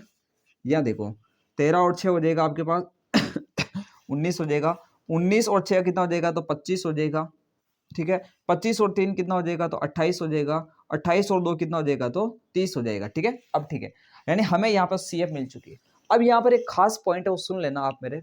क्या पॉइंट है कि यहाँ पर आपको जो CF का अंतिम टर्म मिलता है, यानी ये जो आपको मिल रहा है साथियों, ये आपका n होता है। क्या होता है, n होता है। इस बात का ध्यान रखें, ये आपका n होता है। और ये किसके बराबर होता है साथियों, ये सिग्मा f के बराबर होता है। क्योंकि आपने ले दे करके इसको जोड़ा है तभी ये मिला। देखो पहले 2, 2 में 3 जोड़ा तो 5, 5 में 8 जोड़ा तो 13, 13 में 6 जोड़ा तो 19, ऐसे करके आपको लास्ट में 30 मिला। तो वो इसकी क्या ही जोड़ है। तो आप ध्यान रखना कि जो CF का अंतिम टर्म मिलता है वो आपका n होता है, वो आपका सिग्मा fi भी होता है। इस चीज को आप ध्यान रखना। अब यहां पर देखना साथियों, हमें जरूरत पड़ेगी माध्यक वर्ग की। जैसे हमें बहुलक वर्ग की पहले जरूरत पड़ी थी, तो अपन ने बहुलक वर्ग निकाला था। कैसे निकाला था, अधिकतम बारंबारता के सामने वाला वर्ग देखा था। लेकिन माध्यक वर्ग के अंदर थोड़ा सिस्टम अलग है। माध्यक वर्ग को आइडेंटिफाई अगर आपने कर लिया तो माध्यक ज्ञात करने में कोई दिक्कत नहीं आएगी। तो माध्यक वर्ग कैसे निकलेगा साथियों, यहाँ पर देखते हैं अपन। सबसे पहले यहाँ पर देखो, आपको n/2 का मान निकालना है और उससे ठीक बड़ी CF देखनी। ध्यान देखना, यहाँ पर देखिए n/2 यानी ये आएगा 30/2 यानी 15। कितना आएगा, 15 से ठीक बड़ी CF, से ठीक बड़ी CF, से ठीक बड़ी CF, इससे ठीक बड़ी CF क्या आएगी मुझे बताओ, क्या आया, 15। 15 से ठीक बड़ी CF कितनी आ रही है आपके पास, तो 19 आ रही है। कितनी आ रही है, 19। ठीक बड़ी CF 19 के सामने वाला वर्ग, के सामने वाला, सामने वाला, सामने वाला वर्ग, सामने वाला वर्ग, सामने वाला वर्ग कौन सा है इसका, 55 से 60। कौन सा है साथियों, 55 से 60 के सामने वाला वर्ग, सामने वाला वर्ग 55 से 60 माध्यक वर्ग होगा। यह आपका क्या हो जाएगा साथियों, माध्यक वर्ग होगा, माध्यक वर्ग होगा। तो आप समझ गए होंगे कि हमें माध्यक वर्ग कैसे मिलेगा। तो माध्यक वर्ग निकालने के लिए आपको जो अंतिम टर्म आता है वो आपका n होता है। उस n में आपको 2 का भाग देना है।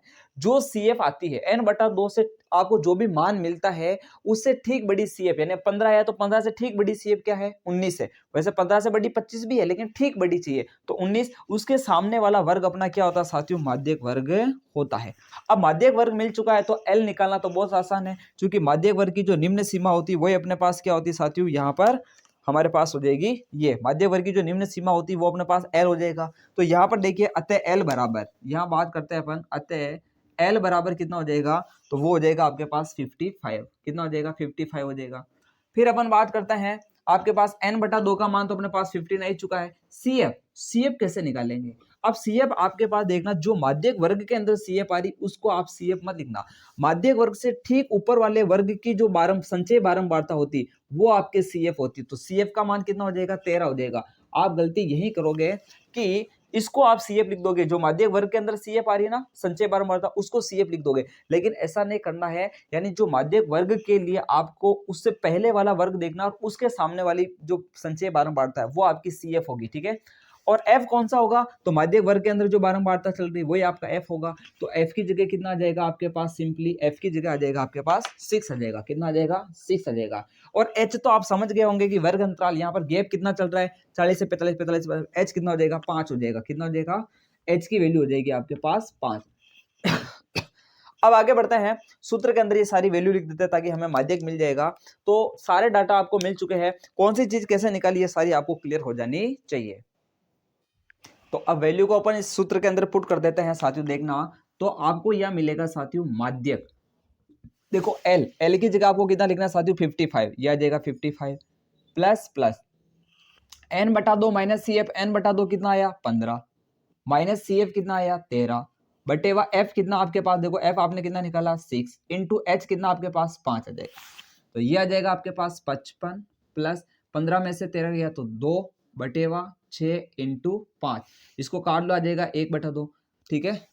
3 बार जा रहा है, कितनी बार जा रहा है, 3 बार। 3 का भाग इसमें देंगे तो ये आएगा 55 प्लस ये लगभग आएगा आपके 1.67, ठीक है। तो ये आ जाएगा आपके पास 56.67। ये आपके पास क्या आ गया साथियों, फाइनली आंसर आ चुका है। ये स्क्रीन के अंदर अच्छे से दिख रहा होगा, ठीक है, यानी 56.67 आपका फाइनल आंसर आ चुका है। तो इस प्रकार अपन इसका माध्य ज्ञात करेंगे। माध्य ज्ञात करने में जो सबसे बड़ी समस्या आती है वो बहुलक वर्ग ज्ञात करने में आती है। बहुलक वर्ग कैसे ज्ञात करेंगे? देखो, बहुलक वर्ग से भी सबसे पहले अगर आपको माध्यक बोला है, इसका मतलब आपको वहां पर CF का कॉलम बनाना पड़ेगा। किसका कॉलम बनाना पड़ेगा? CF का। जब तक CF का कॉलम नहीं बनाओगे तब तक माध्यक नहीं निकाल सकते। CF का कॉलम बनाने के लिए कुछ नहीं करना है, जो ये बारंबारता दे रखी है उसकी पहली स्टेप तो ऐसी कैसी, फिर आप क्रॉस जोड़ते जाओ। जैसे 2 में 3 जोड़ा 5, 5 में 8 जोड़ा 13, 13 में 6 जोड़ा 19, इस तरह से आपको जोड़ते रहना। अंतिम में जो मिलता है वो आपका n होता है। अगर सवाल में n नहीं दे रखा तो वो n है, अगर सवाल में n दे दिया तो वो n हो जाएगा। यहाँ पर ये n भी होता है, सिग्मा f भी होता है, क्योंकि एक्चुअली अपने जोड़ा किसको, f को जोड़ने से ये मिला, तो सिग्मा f यानी f की जोड़ है। इसमें 2 का भाग देना है, जो आता है उससे ठीक बड़ी CF देखनी है। जैसे अपने यहाँ देखा 15, 15 से ठीक बड़ी CF। यहाँ पर आप एक गलती ये भी करोगे कि इस 15 से आप f में देखने लग जाओगे, कि इसमें नहीं देखना आपको। 15 से ठीक बड़ी CF देखनी तो CF के अंदर जाकर देखो कि 15 से ठीक बड़ी CF का। इस वाले कॉलम में मत देख लेना कि 15 से ठीक बड़ा क्या आ रहा है, उसके सामने वाला वर्ग दे, नहीं, CF देखनी। उसके सामने वाला वर्ग माध्य वर्ग होगा। माध्य वर्ग की निम्न सीमा अपने पास L होती है और माध्य वर्ग की बारंबारता अपने पास F होती है। लेकिन CF अपने पास माध्य वर्ग से नहीं आएगी, वो आएगी आपके उससे पहले वाले वर्ग की में CF क्या चल रही है, इस बात का भी थोड़ा ध्यान रखना। इस प्रकार सारे डाटा जब आ जाएंगे, वैल्यू पुट कर देंगे, आंसर मिल जाएगा। तो ये माध्य ज्ञात करना इस प्रकार से होता है। तो इसको आप अच्छे से नोट करो। फिर इसका एक अथवा वाला सवाल है, उसको भी अपन करते हैं, वो भी एक इंटरेस्टिंग सवाल है। तो बढ़ते साथियों अपन इसके अथवा वाले सवाल की तरफ। यहां पर हमें एक तरफ लंबाइयां दे रखी है और यहां पर एक हमें पत्तियों की संख्या दे रखी है। जब भी वर्गंतराल दिया जाता है तो उसके साथ में हमें क्या देगा, बारंबारता f देता है। ठीक है साथियों, इस बात का आप ध्यान रखें। तो यहां पर हमें माध्य ज्ञात करना है। लेकिन साथियों यहां पर इस सवाल के अंदर आप ढंग से देखें, आपको बोला गया कि एक पौधे की 40 पत्तियों की लंबाइयां, 40 पत्तियों की, जब ये 40 दिया हुआ ना, ये आपका n हो जाएगा। ये आपका क्या हो जाएगा, n हो जाएगा। यानी ये आपके CF में कहाँ आएगा, ये लास्ट पद आएगा, CF का लास्ट पद आएगा। अभी अपन निकालेंगे ना तो आपको और क्लियर हो जाएगा कि ये सही है या गलत है। यानी जो आपको दे रखा है ये n है, और अभी तो अपन ने बोला था सर CF का लास्ट होता है वो n होता है, तो वो आपके अभी यहाँ पर सही भी सिद्ध हो जाएगा। तो सबसे पहले यहाँ CF का बनाते हैं। लेकिन इस सवाल में एक समस्या है। क्या समस्या है? यहाँ पर यह समस्या है कि आपको 118 से 126 दे रखा है और अगला 127 से 135। लेकिन अपन तो अभी तक यही पढ़ रहे हैं कि जहां खत्म हो रहा है वहीं से शुरू हो रहा है, यानी ये भी 126 से होना चाहिए। तो इस समस्या को दूर करने के लिए हमें एक संशोधित वर्ग अंतराल बनाना पड़ेगा। और ये समस्या कैसे दूर होती है, तो आप ये देखो इनका गैप कितना आ रहा है, 118 126 में कितना गैप आ रहा है। तो यहां पर आप देखिए, यहां पर गैप आ रहा है, सॉरी ये गैप नहीं, आप ये देखोगे यह जो गैप आ रहा है ये कितना आ रहा है, यानी ये 126 और ये 127 से शुरू हो रहा है, तो गैप इधर कितना आ रहा है, एक का गैप आ रहा है। तो एक का गैप, जितना गैप आता है उसमें 2 का भाग दो, तो एक में 2 का भाग देंगे तो 0.5। अब उस 0.5 को आपको क्या करना साथियों, इधर से तो घटाना है और इधर वाले में क्या करना है, जोड़ देना है। यानी निम्न सीमा में से घटाना है, ऊपरी सीमा में उस 0.5 को जोड़ देना है। इससे आपको एक संशोधित वर्ग अंतराल मिलेगा। संशोधन क्यों करना पड़ा आप समझ जाना, क्योंकि आपको जहां पर अगर जब भी वर्ग अंतराल आपका जहां खत्म हो रहा वहां से शुरू नहीं हो रहा है तो आपको संशोधन करना पड़ेगा। संशोधन कैसे होता है, तो आपको यहां देखो कि यहां गैप कितना आया, यहां गैप 1 का आ रहा है। जितना गैप आता है उसमें 2 का भाग देते हैं, तो 1 में 2 का भाग देंगे तो कितना आएगा, 0.5। जो भी आता है उसको आपको इस वाले में से तो घटाना है, इस वाले में जोड़ना है। तो यहां देखना संशोधित वर्ग अंतराल बनाते हैं सबसे पहले। तो यहां देखना संशोधित वर्ग अंतराल, संशोधित संशोधित वर्ग अंतराल क्या बनाते हैं, वर्ग अंतराल बना देते हैं, है ना। CF तो बाद में बनेगी, पहले संशोधित वर्ग अंतराल बनाओ आप। तो 118, अब इसमें 0.5 को आपको क्या करना है, घटाना है। इधर से तो आपको क्या करना है, घटाना है, इधर में आपको क्या करना है, जोड़ना है। क्या करना है, जोड़ना है। तो 0.5 इसमें से घटाओगे तो ये आएगा आपके पास 117.5, और ये 126.5 में आप 0.5 जोड़ोगे तो ये हो जाएगा 126.5। इसमें से 0.5 घटा दो तो ये हो जाएगा 126.5, इसमें 0.5 जोड़ लो तो ये हो जाएगा 135.5, इसमें से 0.5 घटाएंगे दिया जाएगा 135.5, और इसमें 0.5 जोड़ेंगे दिया जाएगा 144.5, इसमें से 0.5 घटाएंगे तो ये आएगा आपके पास 144.5, इसमें जोड़ेंगे दिया जाएगा 153.5। वापस ये देखो ये आ जाएगा आपके पास, ये इसके सामने चल रहा है, ठीक है, इसको थोड़ा ऊपर नहीं लिखना, सामने लिखेंगे। तो ये आएगा आपके पास 144.5 और ये आएगा 153 पॉइंट, सॉरी हाँ 153.5, और ये आएगा आपके पास 153.5, और ये आ जाएगा आपके पास 162.5, और वापस यहाँ 162.5, और ये आ जाएगा आपके पास 171.5। फिर इसको वापस यहाँ लिख दो 171.5 और अगले वाले में 0.5 जोड़ लो तो 180.5। तो ये अपन ने क्या कर दिया, एक संशोधित वर्ग अंतराल बना दिया है। अब अपना काम है कि यहाँ माध्यक ज्ञात करना, तो माध्यक के लिए हमें संचय बारंबारता का कॉलम बनाना पड़ेगा। तो यहाँ देखो अपन CF का कॉलम बना लेते हैं। ये आ जाएगा आपके पास संचय बारंबारता। क्या आ जाएगा, संचय बारंबारता। ठीक है, उसका कॉलम भी बना दो यहाँ पे। तो ये अपने पास कॉलम आ गया। अब इस कॉलम को ढंग से देखना कैसे बनता है, किससे बनेगा, F से बनेगा। क्या करना है, तो पहले वाला पद तो ऐसा का ऐसा, फिर क्रॉस जोड़ो, 5 और 3 कितना हो जाएगा साथियों, तो 8 हो जाएगा। 8 और 9 को जोड़ो कितना हो जाएगा आपके पास, 8 को थोड़ा सीध पे लिखो यूं, है ना। 8 और 9 को जोड़ो कितना आ जाएगा, ये आ जाएगा आपके पास 17। 17 और 12 को जोड़ो तो ये आ जाएगा आपके पास 29 आ जाएगा। कितना आ जाएगा, 29। 29 में आप 5 जोड़ो 30 और ये आ जाएगा 34। कितना आ जाएगा, 34। 34 में 4 जोड़ो कितना आ जाएगा, 38। और 38 में आप 2 जोड़ो कितना आ जाएगा, 40। लो, अपने बात सिद्ध हुई कि नहीं हुई। मैंने पहले ही बोला था n आपका वही होता है जो आपके संचय बारंबारता का अंतिम पद होता है, और आपको इसमें 40 पत्तियों की लंबाई दे रखी थी, नहीं दे रखी थी, तो वही चीज अपने यहाँ पर हुई, यानी n हमें मिल चुका है। अब हमें जरूरत पड़ेगी माध्यक वर्ग की। किसकी जरूरत पड़ेगी, माध्यक वर्ग की। तो सबसे पहले आप निकालो यहाँ पर, अपन यहाँ से इसको हल कर रहे हैं, ठीक है। यह हल चलेगा अपना एक छोटी सी गिलहरी के अंदर। यहाँ देखना अपन क्या करते हैं, n/2, n/2 यानी 40/2 यानी कितना आएगा, 20 से ठीक बड़ी CF, से ठीक बड़ी CF, से ठीक बड़ी CF क्या है आप मुझे बताओ। 40 से ठीक बड़ी, सॉरी 20 से ठीक बड़ी CF कितनी आ रही है आपके पास, 29 आ रही। कितनी आ रही, 29। ठीक है, ठीक बड़ी CF 29 के सामने वाला वर्ग, के सामने वाला वर्ग, इसके सामने वाला वर्ग कौन सा आप देखो, तो यह देखा, देखो 144.5 से 153.5, 144.5 से 153.5 माध्यक वर्ग होगा। कौन सा वर्ग होगा, माध्यक वर्ग होगा। यानी माध्यक वर्ग हमें मिल चुका है। माध्यक वर्ग मिल चुका है तो हमें L मिल चुका है। ये हमारा क्या हो जाएगा, L हो जाएगा। और यहां देखना, हमें पता माध्यक वर्ग के अंदर जो बारंबारता होती F, वो अपना F होती है, यानी L मिल गया, F मिल गया। CF हमें पता ये नहीं होकर के उससे पहले वाले वर्ग की होगी, तो हमें CF भी मिल चुकी है। हमें सब यही चाहिए था, सब ये अपने को मिल चुका है। तो सारी वैल्यू लिखो, अतः L बराबर, अतः लिखो L बराबर कितना आएगा, तो ये आएगा आपके पास 144.5, 144.5 आएगा। फिर F कितना आएगा, तो वो 12 आएगा, यानी F बराबर आएगा आपके पास 12। और CF के लिए आपको पहले वाले वर्ग से CF देखने तो 17 आ जाएगी। CF कितनी आ जाएगी, 17। और H कितना चल रहा है, वर्ग अंतराल, इनका गैप कितना चल रहा है, देखो गैप तो वही चलेगा, एक इधर घटा 118, तो ये गैप आ जाएगा आपके पास 6, 7, 8 का गैप चल रहा है। कितना गैप चल रहा है, 8 का, यानी H बराबर कितना आ जाएगा आपके पास, 8 आ जाएगा। कितना आ जाएगा, 8 आ जाएगा। अब सूत्र लगा दो आप माध्यक का। कौन सा सूत्र लगाएंगे, माध्यक का, कि माध्यक बराबर क्या होता है, ध्यान से देखना, माध्यक बराबर होता है L plus n/2 minus CF/F into H। Value put कर दो, L की जगह लिखोगे आप 144.5 प्लस n/2 का मान आया अभी आपके पास कितना आया, 20 आया। 20 माइनस CF कितनी है भी आपके पास, CF है 17 F कितना है आपके पास 12 इंटू H कितना आपके पास 8 है। तो ये आएगा आपके पास 144.5 प्लस 20 में से 17 घटा दो 3 12 इंटू 8, ठीक है, इंटू 8 हो जाएगा। तो हाँ, तो आप सॉरी यह 12 चल रहा है ना, यहाँ 12 चल रहा है, ये आ जाएगा 3 का भाग 12 में 4 बार जा रहा है, और 4 दूनी 8, तो 144 में आप 2 जोड़ो तो 45 46, तो यह आ जाएगा 146.5, यह आ जाएगा 146.5। तो ये आपका लगभग माध्य आ जाएगा, सॉरी माध्यक आ जाएगा। यहाँ तक आपको दिख रहा है, ओके। तो इस प्रकार हमें यहाँ पर क्या है साथियों, इसका माध्यक मिल चुका है। तो माध्यक निकालना, बहुलक निकालना और माध्य निकालना, तीनों ही चीजें अपन ने इसमें सीख ली। प्रश्नावली जो आपकी जो 13 है उसको अपन ने यहाँ पर पूरी तरह से क्या कर लिया है, कवर कर लिया है। तो अपन ने बहुत ही शानदार और जानदार और इंटरेस्टिंग तरीके से इस पेपर का सॉल्यूशन किया है साथियों। होप है आपको ये पेपर सॉल्यूशन पसंद आया होगा। अगर आपको ये पेपर सॉल्यूशन पसंद आया हो तो इस क्लास को आप लाइक करें, और इसके अंदर आप कमेंट बॉक्स के अंदर जरूर लिखें कि ये पेपर सॉल्यूशन आपको कितना हेल्पफुल रहा है, ठीक है।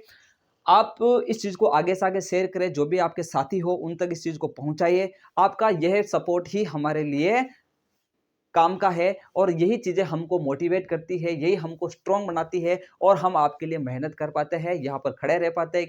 ये इतनी लंबी क्लास के लिए मेहनत की जरूरत होती है, और इन सब के पीछे का कारण ये होता है कि आपका इसमें क्या है कि एक अच्छा ये रोल रहे कि आप एक सपोर्ट बनाओ, ठीक है। और इस चीज़ को आप आगे से आगे तक पहुंचाओ और इसको लाइक करो, कमेंट करो, ठीक है। और इसको सब्सक्राइब, जिसने जो चैनल पे नया हो, जिसने सब्सक्राइब नहीं किया वो चैनल को सब्सक्राइब करो, ठीक है।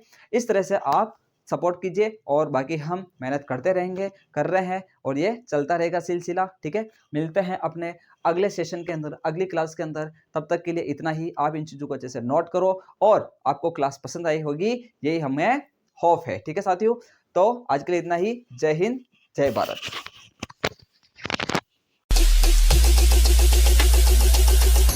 Chicago.